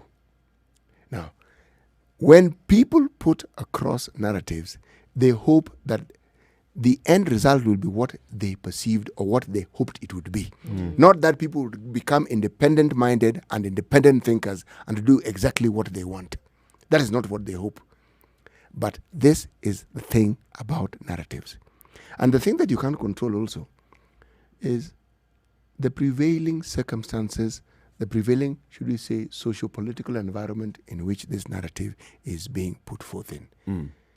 It may be a lovely narrative, it may resonate, but as I said, it may have unintended consequences. Yes. Unintended for the person pushing it. Unintended for the person pushing it, May- very intended for those who will have acquired that independent mind and will want to exercise that independent mind. May it have beautiful consequences for the people. Because much as it may have unintended consequences, so for example, it may have unintended consequences of not bringing the people who are pushing it into office, the other unintended consequence may actually be ugly and not much benefit to the people. But also, it may open the eyes of the proponents of these narratives to understand that we'd better just really start doing something. Let's pull out, let's ensure that things actually get done. This nonsense of talking and doing things, let's stop these half measures. Yeah, ginger it up, put some fire under your backside yes, and get something moving. Who again? And ginger, Yeah, ginger it's who did what? necessary because this, it's necessary to get it done. So what do you do with ginger again? Ginger it up, put some fire under your backside and go, because it can't just be, okay, we'll see. Yes. It didn't work out, we're going to try. No. Again, unintended consequences, but it could be positive because we keep believing that these politicians can't change. Yep. They could change. They could change. Yes. That's what I'm saying. If there is a refusal of the mediocrity and the complacency that has been dealt the people for so long, refusal, constant, I honestly believe that you will then get that one who comes in with the far left narrative that you never even thought of before, and that would be the person who would be able to get people to cross to the other side. That could be it. You know, Eric brought in a very interesting point because that wave of change that came about with Obama carried on with Trump. It is like he was the unintended consequences. But that's what happened. That's what happened. Yes. Time for us to say goodbye to our audience on KTN Home. You've been with us since 7 a.m. You're with us every weekday morning, 7 to 9 o'clock. It's now 5 minutes to 9. Join us again tomorrow on KTN Home at 7 o'clock as we have more conversations. However, the Situation Room broadcasts on Spice FM every morning, 6 a.m. to 10 a.m. In the room is C.T. Muga, Nduoko, and Eric Latif. Continue this conversation. Nairobi 94.4, Mombasa 87.9, 102.5 you were in Kisumu, 96.0 in Eldoret, in Nakuru, 96.7 in Eldoret, 90.9 in Nyeri, Malindi 97.7. This is the Situation Room, the only way to start your day. Spice up your So life. the question then would be, if you look at these two narratives, well, several narratives have come up. There's the hustler narrative, which is that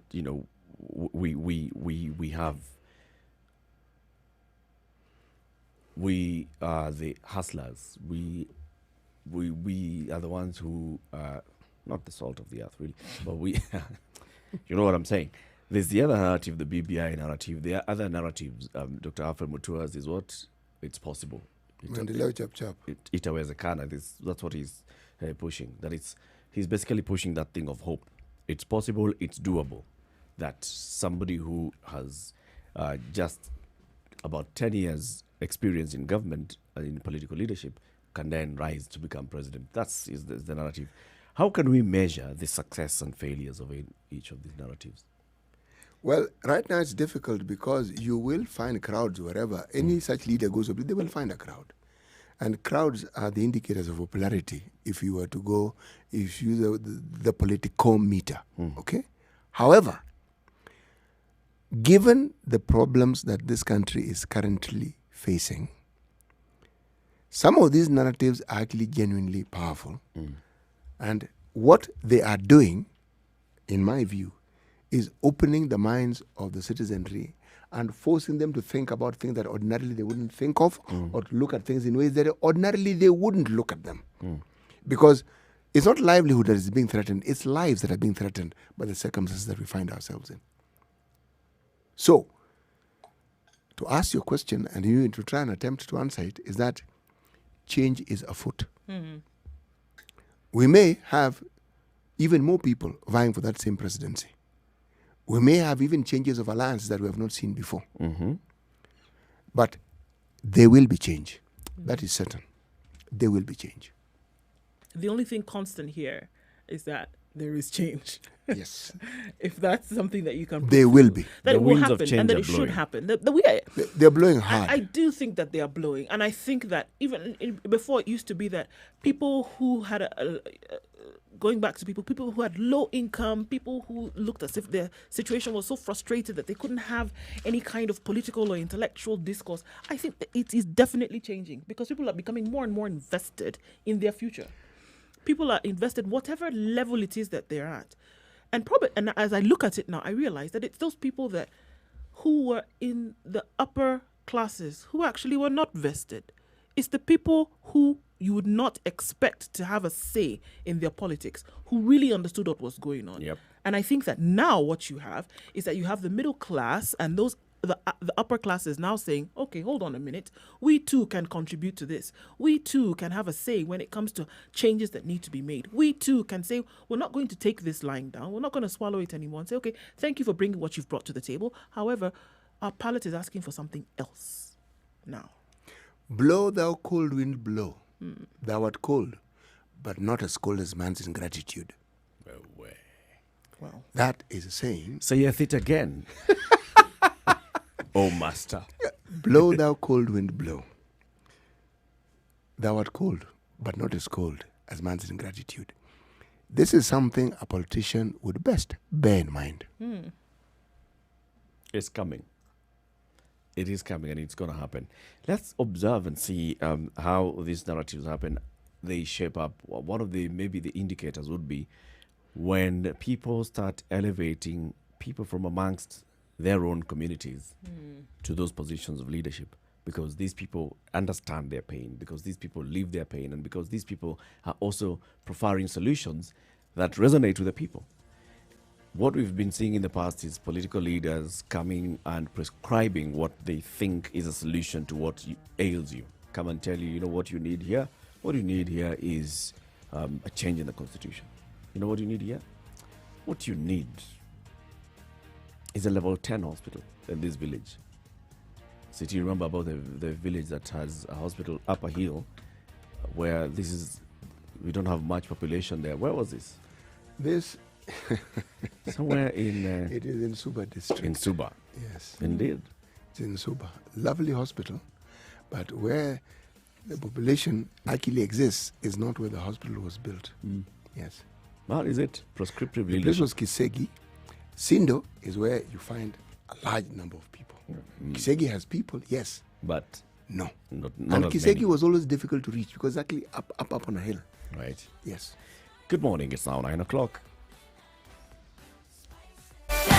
spice up your life. 94.4 Spice FM, Thika Nairobi. Road is moving very, very slowly. Survey, when you look at that, it's slow. To do Tally Drift, also very slow. At Muthaiga Corner, it's a bumper-to-bumper situation, and getting to the Pangani Underpass. Then you'll get to Ngara, and after that, maybe once you get into the CBD, but all along on Thika Road today, it's snaking its way.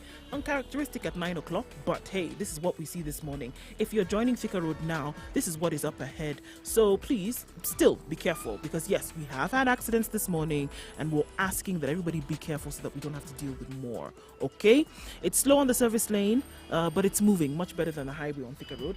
On Mombasa Road as well, we're going to see traffic today all the way from Syokimau to Nyayo Stadium, moving very slowly, coming out of traffic hours shortly. But what we saw was a bumper-to-bumper situation, and then with a bit of movement in and between.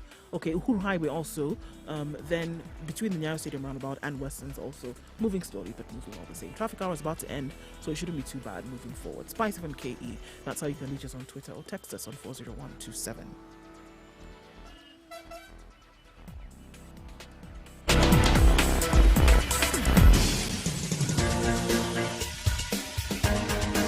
This is The Situation Room, the home of hard-hitting political commentary and penetrating insights about the state of the nation. This is a talk radio experience like no other. The Situation Room, a place for hard truths, debates, and elevated conversations. The Situation Room, witty, political, engaging, deep, controversial. In the room, we have C.T. Muga, researcher, academic, seasoned political observer, a fountain of wisdom in these politically uncertain times. Ndu Oko, Nigerian by birth, Kenyan by choice, communications expert, Pan-Africanist, a truth seeker and believer in people power, and Eric Latif, agent provocateur, the man in the chair, seasoned journalist, news hound, a man who believes in punching up, not down. This is The Situation Room, the only way to... 9. The conversation continues right here on Spice FM, Spice FM KE, Facebook, Twitter, YouTube, and Instagram.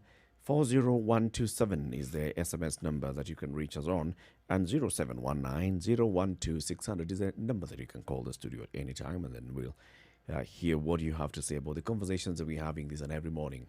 Spice FM KE broadcasts it to 97.7 in Malindi, Nyeri 90.9, Eldoret 96.7, Nakuru is 96.0, Kisumu is 102.5, 87.9 in Mombasa, and Nairobi is 94.4. This is the one and only full 4-hour talk show on Kenyan radio in the mornings. So we'll be looking at today's proverb shortly with C.T. Muga, but also we'll be looking at what the president, what happened yesterday, Mashujaa Day and Mashujaa Day celebrations. We had, of course, virologist Dr. Moses Masika questioning why that event had to take place at a time when the number of COVID-19 cases are rising. What was the wisdom of the leadership of the country to continue with the event at such a time? What message does it send when at the same time you hear those in the Ministry of Health, the Cabinet Secretary, the two CASs, the Director General of Health, the Director of Public Health, all of them still cautioning that people, please be careful because the numbers are rising. Governor of Wasingishu, Governor of Nakuru, and other governors saying we are seeing an increase in the number of people who are seeking services in hospitals. So please, people, be careful.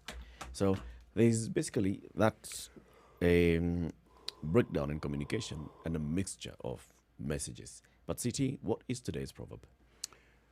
Today's proverb: when one is in love, a mountain top becomes a flat field. Mm-hmm. Mm-hmm. Well, one of the things about lyrics in love songs is that not all those lyrics would agree. At least the lyrics that are sung would not agree with this particular flat field. There are those who say love is torture, it is painful. And then there are those that say ain't no mountain high enough. Yes. Nothing can keep me from you. Yes, exactly. But then you get the impression the ones who are enduring pain have probably been jilted. Yes. Yeah. So it's a painful. I mean, love is in equal measure. Gives you so much joy. Yes. And then it hits the one side of the extreme, just like pendulum. The other side. Yeah, and it doesn't rest long in the middle ground. No, hardly ever. Hardly ever. So let's talk about the president's speech yesterday. We have 3 national days in this country. The others are public holidays. But in terms of national days, we have Madaraka Day, we've got Mashujaa Day, we've got Jamhuri Day. So what is Madaraka Day, CT? This is the day when Kenya attained internal self-rule. Right? And we had our own personal prime minister. We had our own personal prime minister. Yes. Chosen by our own personal people. MPs. Yes. Right? Leading us. Yes. And we're still, of course, under the monarchy at that point. Took about a year, and then we became a complete, full, total Republic of Kenya, which now gave us a total president, no allegiance, direct allegiance to the throne, but now we're a complete republic, full, complete independence. And then there was the 20th of October, which for many years was the day to commemorate. It was Kenyatta Day, and now until it was changed by the Constitution to Mashujaa Day, it was to look at the struggle of the freedom fighters. Yeah, commemorate the struggle of the freedom fighters to get us where we were, to acknowledge the work that they had done, to acknowledge the struggle that they went through, the blood, sweat, and tears that had been shed over those years. What was the wisdom of the drafters of this constitution, changing it from Kenyatta Day to Mashujaa Day? Spirit and letter. Spirit, I would say, it's not, when you say Kenyatta Day, you personalize it. When you say Kenyatta Day, we focus so much on the Kapenguria 6 and Jomo Kenyatta. Mzee Kenyatta aliteswa, tulisikia Mzee Kenyatta ameshikwa, and that kasong at played, woi, woi, woi. Yes. Woi tunasema Kenyatta wachiliwe. Beautiful song, though. Beautiful, lovely song. But the idea was, let's move that and celebrate heroism in the country. Celebrate the heroes, the everyday heroes, starting from those that fought for our independence, start going into those that have lived in this country in the history of this republic, and recognizing the work that they've done, whatever effort they've made. Now, I want to look at yesterday's speech by the president, and he said, this day, the 20th of October, was set aside by our forefathers because there is no country without a history, and there is no history without heroes. The day was also set aside to remind us that history is not just about the past. Our history is actually a torch that blazes a trail into the future as well. And that is why I invite you today to reflect with me on the heroes and the heroines that defined our nationhood. He says, although we speak of October 1952 as the hallmark date in the history of our heroes, tales of heroism in Kenya date back to the 19th century, over 100 years ago. Then he went ahead now to start looking at our history. For instance, he talked about Chief Wayaki Wahinga, who led the resistance movement for the Agikoyo. He went again to talk about people like Mukile Wanamene, the leader of the Bukusu resistance of 1895. He talked about the Giriama widow by the name of Mekatilili Menza, who distinguished herself as one of the foremost warriors of her time. She had been arrested and taken to detention twice, and twice she took off. Escaped from maximum prisons. Once in Kisii and went back all the way to the coast. The other time in Kismayu, Somalia, escaped and walked back all the way home. Went ahead and looked at all these, looked at the generation of liberation leaders. You know, he talked about Jomo Kenyatta, Jaramogi Oginga Odinga, Harry Thuku, Achieng' Oneko, Daniel Arap Moi, Masinde Muliro, Paul Ngei. All those people we're talking about are people who are involved in the struggle for the independence of the republic. In that whole speech, you see the number of people that I've mentioned there, that he's named so many. When he came to talk about the modern day heroes of the republic, the modern day, the people who are alive today that are contributing towards building the nation, contributing towards keeping us together as a nation, bringing pride to the country called Kenya, he mentioned 3.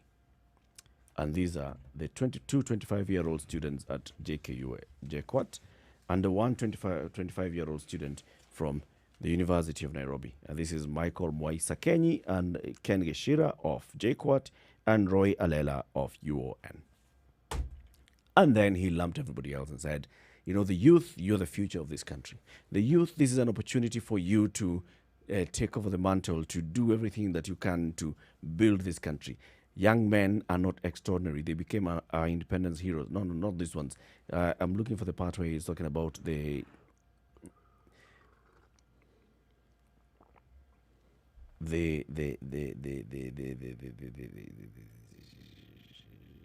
that one. These ones, right? Young, the position of young people is here is a lesson to our young people. As I said in my Madaraka Day address, Kenya is still a work in progress. It has its good and it has its bad, it's ugly and it's sweet. If our attention goes to the bad and the ugly, all energy will flow to the negative and we will become a nation of angry and disillusioned people. But the young people who will embrace the positive and the possible will emerge as heroes and makers of things. And then he gave those 3 examples. Brilliant examples, well deserved to be mentioned in the presidential address for what they have done, what they've achieved. But are they the only ones? Now, the point that I want to make this morning is that the presidential address yesterday, for me, was a disappointment because it was too much of a historical lesson than the reality of the day. It was too much at looking at those yesteryear heroes and focusing so much attention about over 30 minutes on looking at those yesterday heroes than focusing on the heroes of today. And what is it that makes a hero today? What is it that then elevates somebody to that hero, that position of being recognized by the country today? What is it that when you're talking about young people, what living example can you raise on that national pedestal that that the other young people can look at and say, I want to be like that person? You're just giving us the story of 100 years ago, Mekatililua Menza. Okay, but who is alive today? When I think of heroes, as a young person, when the young people now think of heroes, they'll be thinking there's no living hero, so they have no example to emulate. They have no one to follow. And this is where those who were writing the president's speech yesterday completely failed and missed the mark, in my opinion.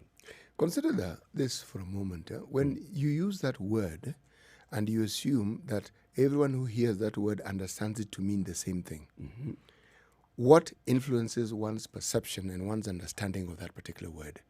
For many people, it's the movies. Yep. Whether it's action movies, it doesn't matter what genre of movie it is. But there are people who are heroes or heroines, as we're called. Now, when you make a presentation of that sort and go take a nice long walk along memory lane, it is useful. But if you want to resonate with this generation, who are the vast majority of people in this country, then the mention of the past is useful, and how it resonates with them, that connection has to be made. And I think that in mentioning those 3, because they were youthful people, that was the speechwriter's way of trying to connect the past. People who are trying to bring about things that could change people's lives, revolutionize people's lives. When we talk of independence, the revolution we're looking for is self-rule. Someone else bestowing rulership on us, not of our choosing. Here are people who are bringing a different kind of change that is from amongst ourselves, things that we ourselves are doing. Secondly, when they're youthful, they indeed represent also the future. Meaning, these are the sort, they represent the caliber of individuals we have in this country who are seeking to bring about positive change among their people. There's nothing that was referred to, what they've innovated, that only helps them. No. It's actually intended to benefit many, many people who need that sort of assistance. I do think that present day experiences have ties to history. And I think that you can't, if this is what you're trying to get the country at any point in time to remember, or at least then walk down memory lane and say, we are here because of this. I think that's so. I think it's right to do. I think you have to make the ties. However, I think that the dwelling should be on what is currently being done then to take this country moving forward. And the people who stand out and say that, in this point, we're taking over the baton. Because in any race, you're moving forward, right? You don't dwell where you started all the time. in as much as it is important to the person who started the race to get it going and handed over the baton in the first place, in as much as they should be remembered, I think in what you're doing and where you're going and what you're trying to cross, and the people who are helping you get along there also need to be recognized more and more. And I do think that there's some people who don't resonate also with history. And the majority of those people are existing today. The majority of the people to whom you address may not necessarily have any concrete ties with history.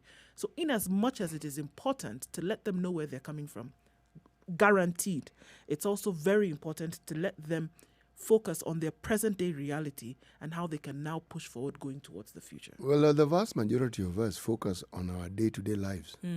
History is like a luxury you indulge in from time to time, but only if it's useful to you. But the main concern is the here and now.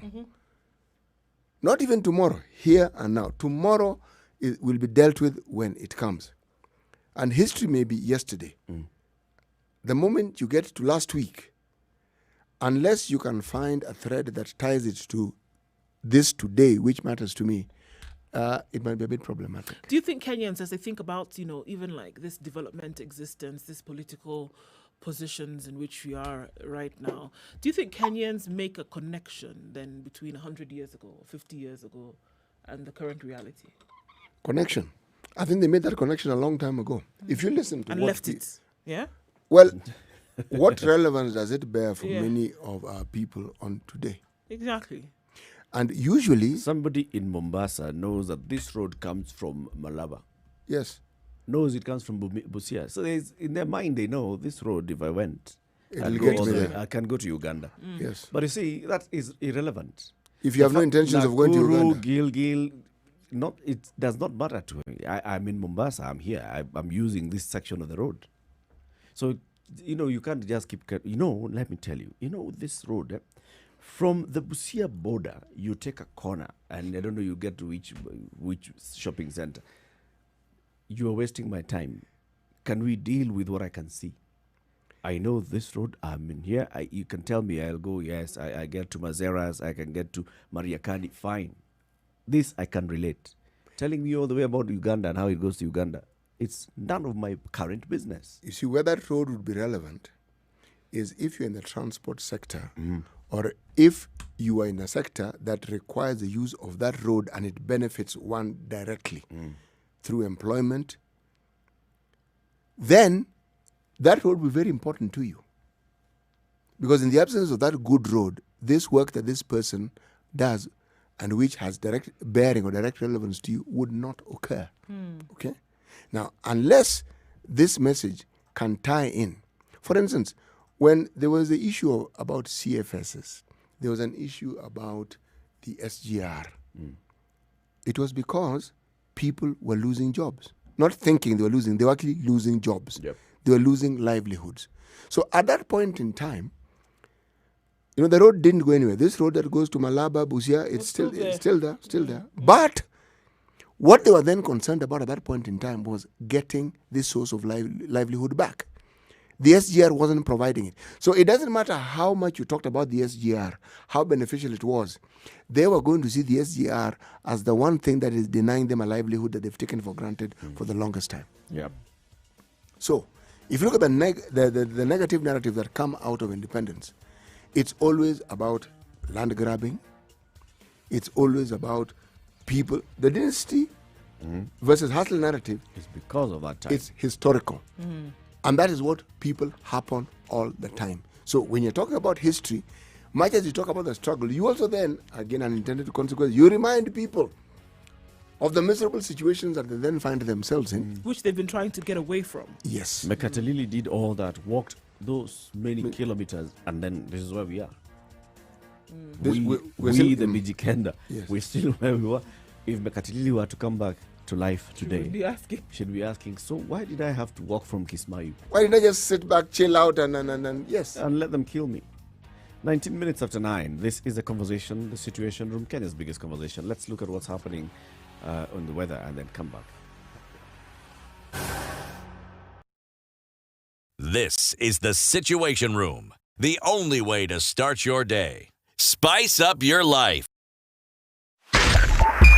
Spice FM. Nyeri. Still largely overcast in Nairobi today. We're looking at cloudy conditions through and through. 18 degrees, highs of 25 today and lows of 13. It's still showers in Nyeri. Cloudy conditions at 16, highs of 23 and lows of 14. Looking into Nakuru, partly cloudy today at 18, highs of 22 and lows of 13, with thunderstorms in the forecast for the afternoon. We're looking at highs of 21 and lows of 13 and cloudy conditions in Eldoret. And then taking a look into Kisumu, mostly cloudy at the moment at 23, highs of 26 and lows of 19, and thunderstorms look like the forecast for the afternoon. It's partly cloudy in Kakamega at 21, going to highs of 24 today, and coming down to lows of 16 with thunderstorms also expected later. It's partly cloudy at 28 in Mombasa. Clear skies and sunny conditions through the day, highs of 31 and lows of 25. We'll take a look into Malindi, where it's partly cloudy, mostly cloudy at 30, highs of 31 and lows of 25. Into Kampala, the light rain showers continue into heavier rain at 21, highs of 23 and lows of 18. We'll take a look into Dar es Salaam, where it is partly cloudy at 28, going to highs of 31 with a chance of showers later on in the day. Mostly sunny at 19 degrees in Johannesburg, highs of 26 and lows of 13. Looking into Lagos now, it's partly cloudy at 32. That'll be the high for today and lows of 24. The day is coming to an end in Beijing and it's still a bit sunny at 16. Highs of 17 and lows of 3 degrees as it cools down. And it's cooling down in the UK as well. It's London rain at 14. Highs of 16 and lows of 12. Taking a look then into Paris. It's clear at 14 degrees. Highs of 22 and lows of 13. And finally for now into Wednesday morning. It's cloudy in New York at 17. There will be a foggy haze over the city. Highs of 22 and lows of 16.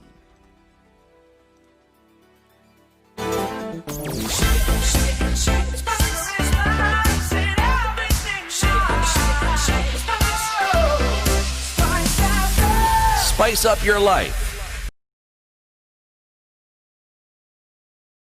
Mature, intelligent talk every morning. Spice up yourself.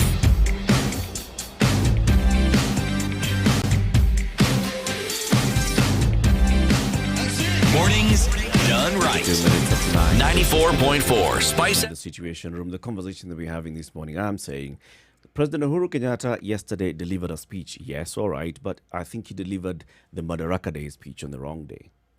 Yesterday was Mashujaa Day. The president's speech was nothing about Mashujaa. It was more about our independence struggle. And there's an opportunity for him to do that. There's one coming up in December on the 12th that he could have read that speech and it would have fitted very well. Yesterday, the speech by the president, those who wrote that president's speech deserve a moment, maybe 2 weeks or 3 in Manyani or somewhere on Chalbi Desert to reflect and understand Punishment? the importance. It was just a moment to be alone under the sun. Get enough vitamin D, maybe they'll be able to get the point. Look, I want to push this to the complete extreme. There are 3 national days. 3 national days. 2 of them are about our independence, internal self-rule, and about independence. What's wrong with phrasing these conversations? Why can't we just... How can we make Madaraka Day feel, sound, look different from Mashujaa Day, feel, sound, look different from Jamhuri Day? What's the difference between the three? There's Maybe if you start there, then now you can say, how will you make it sound different? If it feels different, if there's a difference, as opposed to people just morphing it into a holiday and it's okay, something to do with our autonomy, so let's just celebrate that. If you can what's the difference between the 3? You see, if you want to talk about, for example, when the day we became a republic, that's the proper independence, right? And this is the 12th of December. So that is a day to look at where we are. We have, it's X number of years of a republic. Take stock of the journey you've taken from the moment you became a republic to where you are. It's like a state of the republic moment. You're looking back at what is it that then has continued to define us as a republic. Then the other one of Madaraka is internal self-rule. This is the time when we have gotten to starting to bear the fruits of our sweat, blood, and tears, and that hard labor of fighting and pushing that the colony leaves us alone and allows us to govern ourselves, to run our affairs. You can separate those. Mashujaa, in my opinion, should not be looking at independence to now. Mashujaa should be just looking at between last year and this year. These are the challenges that we've gone through as a country. These are the opportunities that we've seen as a country. And these are the Kenyans who have come out and been recognized countrywide for the efforts that they've taken. This year we are fighting COVID-19. The conversation yesterday should have focused on what have we done as Kenyans to respond to the COVID-19 pandemic. Yes, the president made mention of the healthcare workers who have died during COVID-19. How about those that are still alive? How about those that have worked long hours? How about those that have, and they actually have been mentioned. They were honored, but they were not mentioned in the president's speech. And I'm going to read because they have been published in today's newspaper. For example, in Mombasa, there's somebody called Shamsa Abubakar Fadil. And there's Belul Fazal Ali Janwala. So what did Mr. Abubakar Fadil do? Spearheaded COVID-19 initiatives by sensitizing the community using her own resources. Sorry, it's not Mr. Shamsa is Miss. She spearheaded COVID-19 initiatives by sensitizing the community using her own resources. What did Belul Fazal Ali Janwala do? Mobilize resources for security forces maintaining law and order during PEV 2007-2008. This and many others who have done something during this COVID-19 period are here getting mentioned. Why are they not getting mentioned in the president's speech? Why is the president not saying, during these very difficult and trying times that we've gone through this year, there are people who have done something. There are people who noticed that our police officers are actually out there on the front line. It's raining, they don't have umbrellas, or they don't have face masks, or they're required to enforce these measures for long hours. And they decided, I'm going to make food and go and feed our police officers. I'm going to make food and water. I'm going to give the police officers food and water. They are manning a certain roadblock so that people do not pass. I am going to do this. Why don't we mention such? This is what then would make people realize, okay, so there are people who are doing, and I'd like to emulate somebody like this. I'd like to live up to the examples that have been set by this person. No, we are focusing about Mekatililu Menza today. And somebody spent long hours writing that speech for the president. And they want to be paid. I believe that they missed the point completely. And that's why I'm saying I want to push it all the way and say, in fact, the way that we celebrate Mashujaa Day should be completely different from how we celebrate the others. So wouldn't it then point, or isn't then is a reflection that really the contribution of the people at large then is not taken into consideration as an important enough contribution towards the moving forward of the country? Yep. Because it just can't be a speech, right? It can't just be that you wrote something for the sake of writing something. It would be the beliefs that have come together towards this speech, and the president is putting them forward, right? It would be then that the contributions of Kenyans at large are actually not taken into consideration when it comes to moving the country forward. Or perhaps you're just regurgitating a format that has been used and it doesn't before. really matter. And yes, and it doesn't really matter that you can actually. So again, this could actually connect to the conversation that we had previously, that in terms of your interests, the greater population, the larger percentage of the population who then should be influenced or should be persuaded then to give their power towards something, because this is the one opportunity when Kenyans have an opportunity to be glorified, who have opportunity to be celebrated and feted over things that they have done. The one opportunity that you have is squandered, unfortunately, at the altar of things that for a lot of people they can't resonate with. So then gives you an idea or the thought that really then your contribution, however you want to look at it, however earth-moving it may have been, then really it's not at the top. It really doesn't matter. There's a complete disconnect between the leaders and the people. Yes, 100%. Nobody actually really takes it into consideration. If you want to go and lie down and walk over hot coals, lie on a bed of nails, do as you wish. So it's okay. We don't know. It sounds bad, but I mean... No, not bad. Extreme. Yeah, but I mean, come on. Look at it. Look at things that people have done. And you think, okay, yeah, it's something that should actually come into the limelight, should be spoken from the mouths of those who are leading the nation at regular intervals. It doesn't happen. See, if I take the view that they are not concerned about the common mwananchi, that's why I'm calling it a bit of an extreme. I would rather take the view that somebody may be expressing what, in their view, this day represents. Because It isn't that they have not considered, but this is what they consider to be irrelevant. Now, if you want to argue, yes, that this is precisely the point you're making, that if that is what they think, then they're out of touch. And I'm saying that presidents don't write their own speeches. Exactly. So, I am going to point a finger directly at the speechwriters. Who should have a greater responsibility? Because do you know there are very many people who don't know that somebody wrote the speech for the president to read. As far as they're concerned, that is what the president is saying. Yeah, but the president gives direction on what kind of speech he wants to give. Exactly. That's what I'm saying. If the president knew that I want to focus on this, he'd have given, that's, Mr. President, what do you want to talk about? And let's put it together. This particular speech. We heard here from a presidential speechwriter in the days of Mzee Daniel Arap Moi, Franklin Bett. He used to write the president's speeches. He would sit down with Mzee and ask him, so what would you like?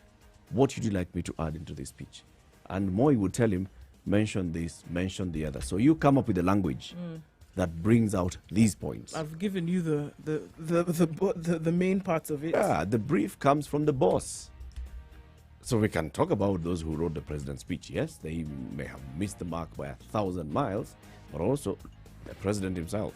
But I also know that people who write speeches also advise the people for whom they're writing the speeches. Yes. And say, look, this is a bit out of touch. It's not in touch with No. This one, no. If you want to say this is how we need to contextualize it, and this is how we need to put it across. Mm-hmm. Now, I want to indulge in a little blame game here. Okay? You want to do that when you take this after we take the break? That is a wonderful time to do so. All right, 9:30. Let's hear what's happening on the roads. We'll also take your calls after we go into a bit of blame game from CT Muga. 0719 012 Did the speech by the president yesterday resonate with you?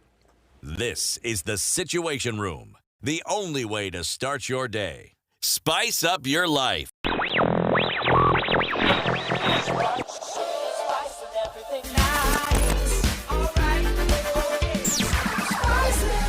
Spice up your life. Traffic. All right. Traffic seems to be looking a little bit better on Mombasa Road. It's still clogged up in some areas around where the construction is taking place. Then getting to the Nyeri Stadium roundabout, it looks like it's going to be okay, guys. Officially out of traffic hour now, so looking better outbound, and inbound, not a problem. Thika Road, where we have major problems today, also looking a bit better. It's moving along, still slow in some parts, but okay. So traffic looking good right now. It's going to pick up later, that we know. So keep your eyes open, guys, and be careful as you ply the routes this morning. Spice FMKE on Twitter, 40127 via text.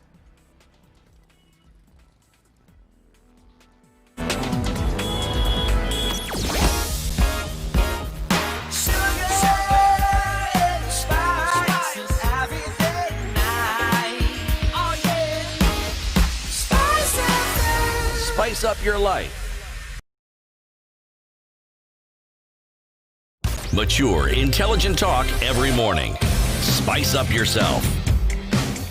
27 minutes to 10. Did the president's speech at Mashujaa Day celebrations yesterday resonate with you? We'd like to know what you think. Spice FMKE on Facebook, on Twitter, on Instagram, or 0719 012 600 CT. Who would you like to blame? Well, the context in which I want to play this blame game is this. If you, as a citizen, believe, for instance, that COVID is dangerous and it is alive, did you have to go to the stadium? The answer is no, you didn't. But you went. Now, did the president have to read that speech as it was written? Where does it say he's the president? Where does it say the president can put the low read and say, no, this doesn't make sense? So, folks, let's have a little discussion here, shall we? Okay? There is this. So, in that regard, there are those who argue that he couldn't ad-lib. He just couldn't come up and just say, of course he can. Of course he can. He's done this before. Yes, he has. Of course he can. Yeah. I understand that the reading of a speech guarantees that you sort of like talk about everything that was intended. Ad-libbing, you can miss a hell of a lot. Or you can focus on something that appeals to you and miss out on a great deal of other things. But at the end of the day, if you look at Mashujaa Day, the numbers that went, the governors who are present, all the dignitaries who are present, okay? In my mind, Eric, it isn't so much what they said, it is what they did. That's where the blame game, in my mind, begins and ends. They led by example, and people came to the stadium demonstrating that they were following the example that the leaders had presented. Yes. So, speech or no speech, the real danger that we actually have that is facing us and confronting us today, and which is responsible for the job losses that they have, the levels of poverty rising, we went there to actually ensure that instead of reducing this, we increased it. Now, we are focusing on Kisii. These celebrations were carried out throughout the country. Yeah. Do you see any one county saying, folks, we are... Let's not do no. This one is not going to help us. No. And do you see people saying, I'm sure the people who said, I'm not going to go. So the question I'm asking is, what is it that makes people go to such function in large numbers, even when it is clear that you may be putting yourself in danger? What is it? And, Tradition. And if you go back then against what go back against the words that came out, it seems like it was a traditional thing to do, not realizing that the times are changing. So whether you want to look at it that times are changing, and the tradition on days like this was to pack a stadium full of people, without realizing that times are changing, and then you read a speech in the way in which you've read it before, not realizing that times are changing, and that the people who may have, set a certain footprint hundreds of years ago, 50 years ago, even 20 years ago, are not the same people today. That you have different people who filled those spaces and also should then be are worthy of some kind of recognition. I think that's it. Without realizing that times have changed, you're so shackled to tradition that you don't even realize that maybe the atmosphere is now different. And that's what you should actually, that's the gallery that you should actually be playing to. in an earlier time, primary school children also used to go to the stadium. And then they would lock it. I recall because we once went.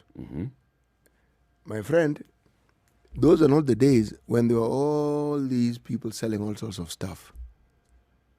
You would be hungry until you changed color. And you couldn't leave. Cannot leave. You couldn't leave.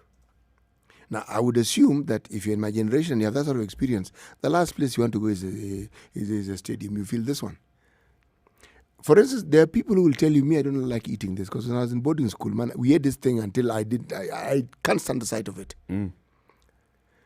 People go for various reasons, and I'm not going to claim that I even understand the reasons. But if we are talking about the relevance of that day and the speech, I would argue that using popularity as a measure, unless someone can tell me people were forced to go, I would say people were quite happy to present themselves.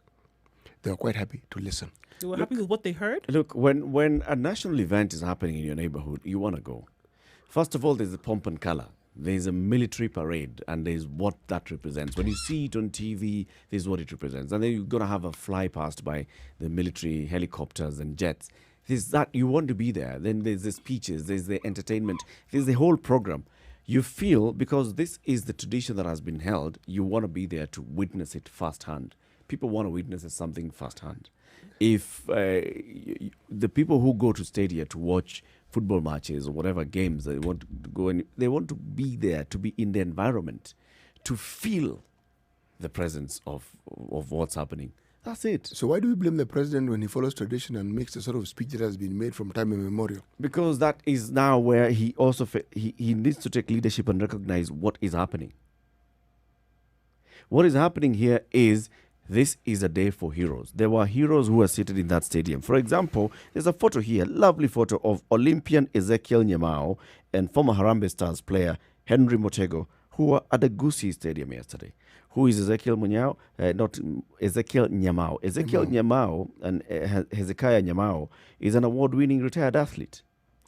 Harambee Stars former player Henry Motego is known for what he did. And formerly of Shabana FC. Yes, and he played for Shabana FC. He played for the national team. Yes.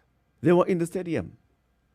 They could have been mentioned, and you say we have in our presence people who have done stuff for this country. And that was all that needed to be done in terms of a mention, even. Yes. Just because then what you do is that you let people know that you are in touch and that you have a finger on the beat in terms of what's actually going on in the country. And if these people had been honored years ago, would not actually even be recognizing them again today. One of the reasons why they were being feted yesterday is because they had never been feted before. You had people like journalist Elina Sifuna, who was in the stadium yesterday. It's because they haven't been recognized before. We are still talking about Mekatilili wa Menza and Wayaki Wahinga. Instead of looking at our modern day heroes and what they are doing today. There's a reason why you find that after a very long time, you only find veteran broadcasters being recognized, or even people who have done whatever they've done in the society, in the community, very many years down the road. This is the time they're being recognized. Princess Julie, singer and songwriter, was feted yesterday. When did she do her song of Dunia Mbaya? A long time ago. When did she start singing? When did she become a natural icon? A national icon? Very many years ago. And this is it. If we don't do it and look at next year, we need to look at between this year, this time and next. Mashujaa Day and next year, we are going to be recognizing and celebrating people who have done extraordinary things. Like we were saying yesterday, people who have taken their time, people who have taken their energy, people who have done something to impact their communities. That's what we should be looking for. And you don't, not a speech that comes and once. tells us that even comes to justify where we need to change our constitution. That is a speech for another day, the constitution speech. Please. That's not the day for telling us about the constitution, for reminding us what... I don't think so. You have such a crowd. Take advantage. Well, that's a politician being a politician. You cannot just let an entire crowd, that large number of people, and you do not say something that you think they should hear. But I think maybe, you can do it in passing. Maybe changing it is actually something that they want to hear. Because look, people came out to listen, but did they hear what it is that maybe they would have wanted to? Did people go home yesterday feeling the difference satisfied? Of Mashujaa Day and the day that they yes, missed? today I've actually celebrated the heroes of this country. And I think that you can actually take an opportunity to be radical and make a change and say, you know what? There are people who are fighting in the trenches on a daily basis in this country. And we have to set the agenda and say, let's start to show. It's not that when they died and then you put up some epitaph for them and start to talk about it. No, they're alive today and they don't have to be dead to be heroes. Mention them today. Mention them today. Let's go to the phone lines. 0719-012-600. Ed Getonga in Nyeri. Good morning. Good morning to you. How are you today? I'm doing good now. Erica? Yep. Remember there was a Githeri man, right? Yes. What did he do for the country? He had Githeri on our behalf. Exactly my point. Exactly my point. So actually, we are in a country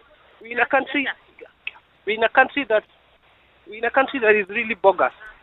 Wow. In a way, because we give accolades to the wrong people for the wrong reasons. You know, because honestly, let's be quite honest with each other. There's so many people right now who have done wondrous things, right? Yep. Like for example, we don't even know the person who gave a patent for Mobius, right? Those are people we should have acknowledge. Mobius is this vehicle that's locally manufactured and assembled. Sorry? Mobius is a vehicle that is locally assembled, right? Exactly, right? There is something that is world-changing, right? Record-breaking, but we didn't get an accolade for that. We don't even know who does it. Yep. But somebody eating githeri in some line is given an accolade, honestly speaking. And I was hearing you guys pointing out, the speech writers were the ones who were wrong. Or maybe putting blame. CT was putting blame on the speech writers. I don't think it's the speech writers. Who is it? It's the president himself. Because the speechwriters actually they usually go under the call of the president, right? Yep. So it's what the president says. But so Ed, surely, wouldn't you agree that even these speechwriters can advise the president? Well, it depends what kind of a president you are. So you're saying the kind of president we have now cannot be advised? Apparently, he's advised. I don't think he can be advised because some things that he does, they make you question.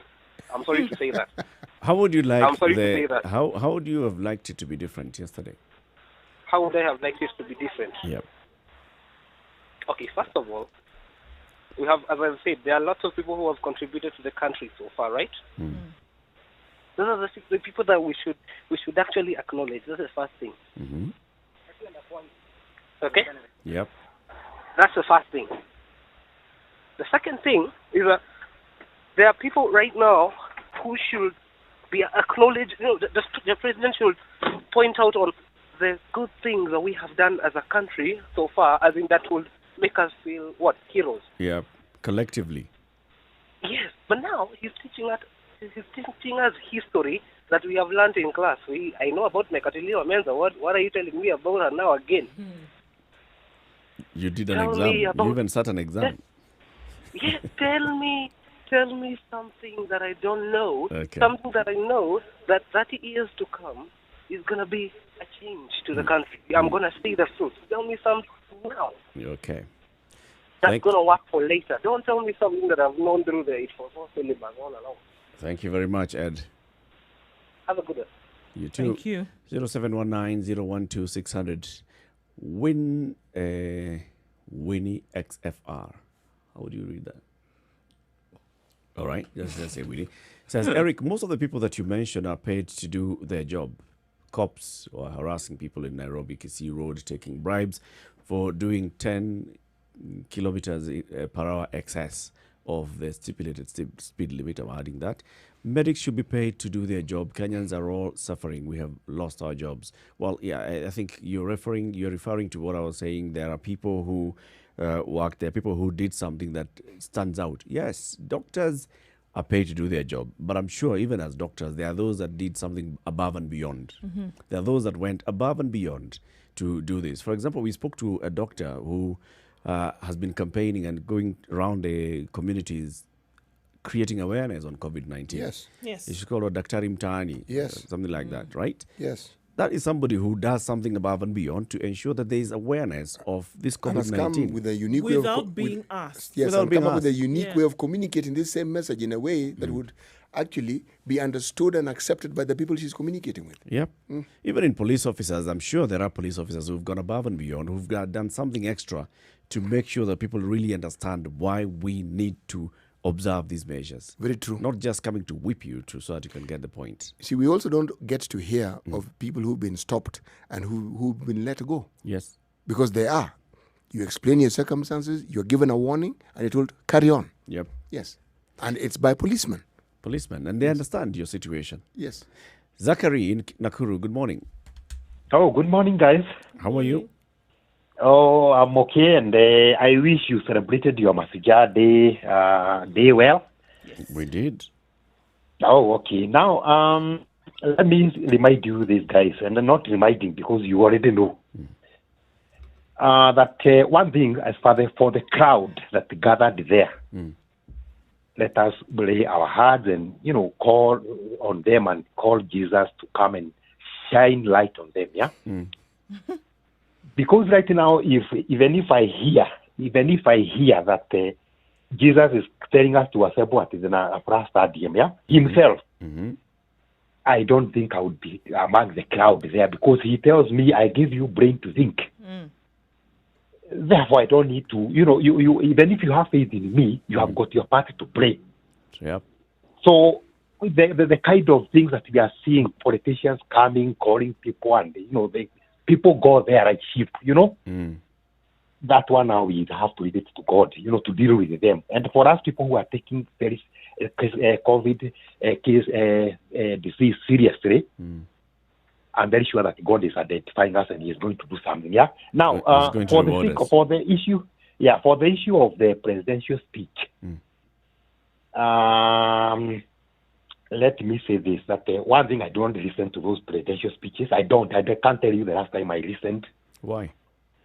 I just feel like I don't want, because if I listen, you see that now you are angry that he could have said this, yeah? I actually to avoid such stress, yeah? You're not being very patriotic, are you? I am very patriotic. I am very patriotic. And being patriotic means that if I know that whatever you are doing is not good, yeah? or even whatever you are going to utter is not good, why should I give you audience actually in the first place? So that is my take. Okay, then you choose to avoid. Let's hear from Ian Muraithi, who's also on hold. Ian, good morning. Good morning. How are you? How is Kariako today? Kariako is fine. All right. I wanted to contribute about the speech. Okay. I think I have some suggestion to the president. In such a setting, such a place, he should have at least for the first time deliver it in Kiswahili. A good speech. I think that would have been better than what he did yesterday. Why Kiswahili? No, most of the people in that area, I'm sure the larger percentage didn't get or didn't understand the English he used. They maybe got a glimpse of the words Mekatilili wa Menza, but I think it did not get the message home. All right. Thank you very much, Ian. 0719-012-600. What did you make of the president's speech yesterday? Time for us to take a break at 10 minutes to 10 o'clock. We're taking your calls and also looking at your comments on social media, Spice FM KE, Facebook, YouTube, and Twitter, and SMS 40127. We'll be taking your calls right after this. This is the Situation Room, the only way to start your day. Spice up your life. Sugar and spice and everything nice, everything nice. Spice FM. Mature, intelligent talk every morning. Spice up yourself.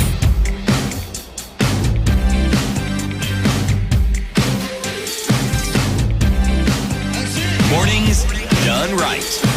94.4 Spice FM, Nairobi. So you can call in and contribute. Dave Ogola says, I have reread the president's speech and I find it void of the reality on the ground. No wonder it did not resonate with we the people. Economic numbers that sounded like our country is overflowing with milk and honey, yet we all know the dire situation that we are in. That's what he feels, Dave. You know what? That this speech was just talking about, lovely times. But even the suggestion that people in the stadium did not understand English is a little far-fetched. It is. According to UNESCO in a 2018 report, our literacy rate in this country is 81.6%. Means 8 out of 10 people are literate. So, and if you look at our demographic, is a younger demographic. Yes. Many young people have gone to school. And the numbers keep getting better. This is 2020. The number could even have hit probably 90 by now. Yeah. Emmanuel in Eldoret, good morning. Good morning, Eric, City, and Ndo. Good morning. Good morning. Okay, I followed your conversation, and as a patriot, there's something that's really paining me. Okay. Going back to the, let me say, former heroes, post-independence and that kind of thing, I was reading the profile of Jean-Marie Saint. I've waited for such a long time. Him being a prison of conscience. The man was, for the common man, I've never had him ever been mentioned.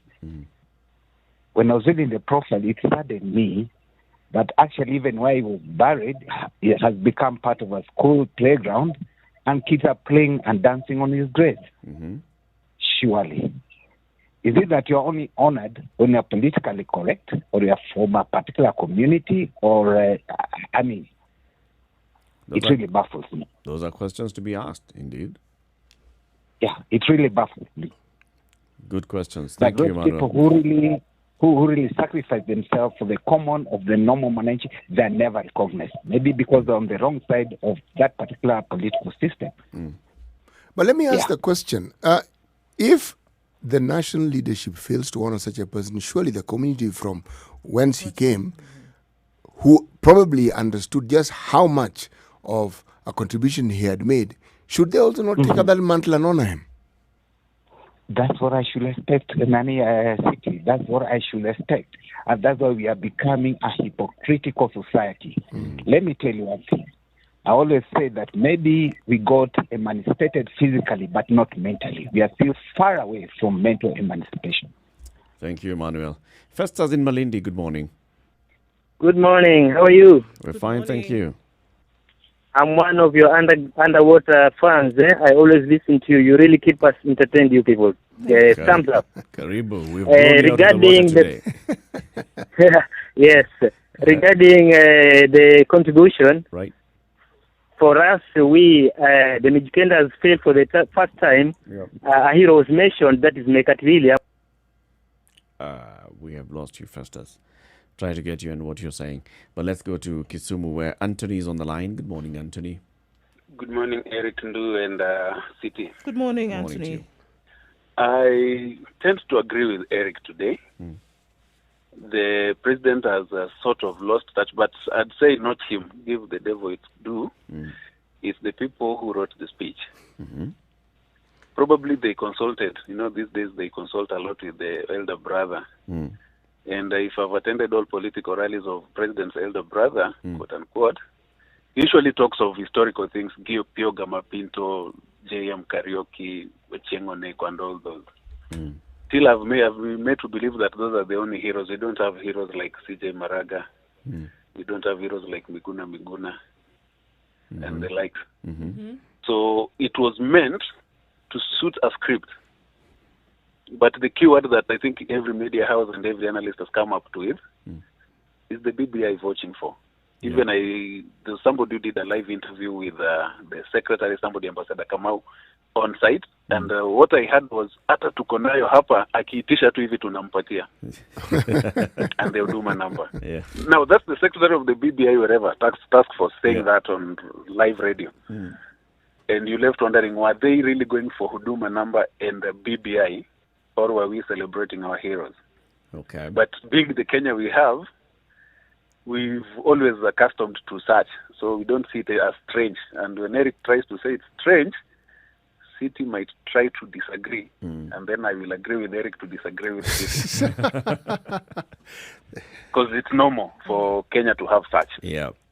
My only worry is we've accepted too low a standard to the extent that we are not where we are supposed to be. In all spheres, political leadership, religious leadership, economic stewardship, all those, we've just accepted mediocre and below average as normal. Good point. You Thank guys you do very have a much, good day. Anthony. Have a good day too. Thank you. Lowered our bar so low that anything passes. And it's accepted over and over and over again without asking any questions. It becomes our normal. Yep. Coming to the top of the hour, this is Kenya's biggest conversation. Thank you very much for joining us today and all the conversations that we've had, CT. Now tell us about this love story and the mountains and Mara Mountain, Mara. Well, you know, one of the things that is universally accepted is that when people claim to be in love, they change.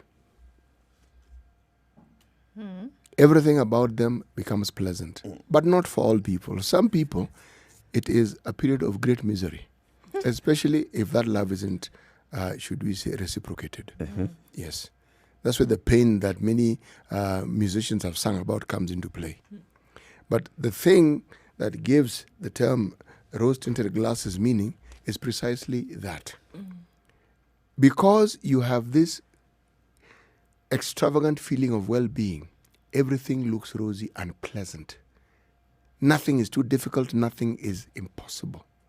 But we take it also to political parties. When you have an affiliation to a political party, it's almost like a love affair. You can see nothing wrong with the leaders, you can see nothing wrong with the party, and anyone who even suggests, not criticize, suggests an alternative, cannot be anything other than evil.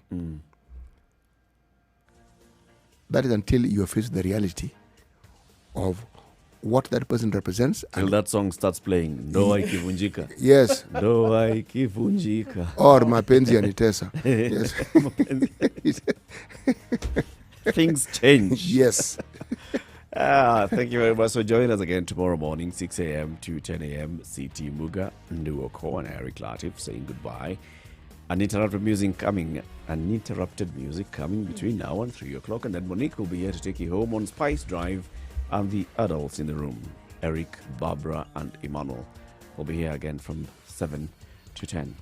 So, you know that song, All of Me by John Legend? Those are flattening the field. That's right. Flattening the mountain. That's the one that's flattening the mountain. It's coming up next, right here on Spice FM. Good morning. It's 10 o'clock.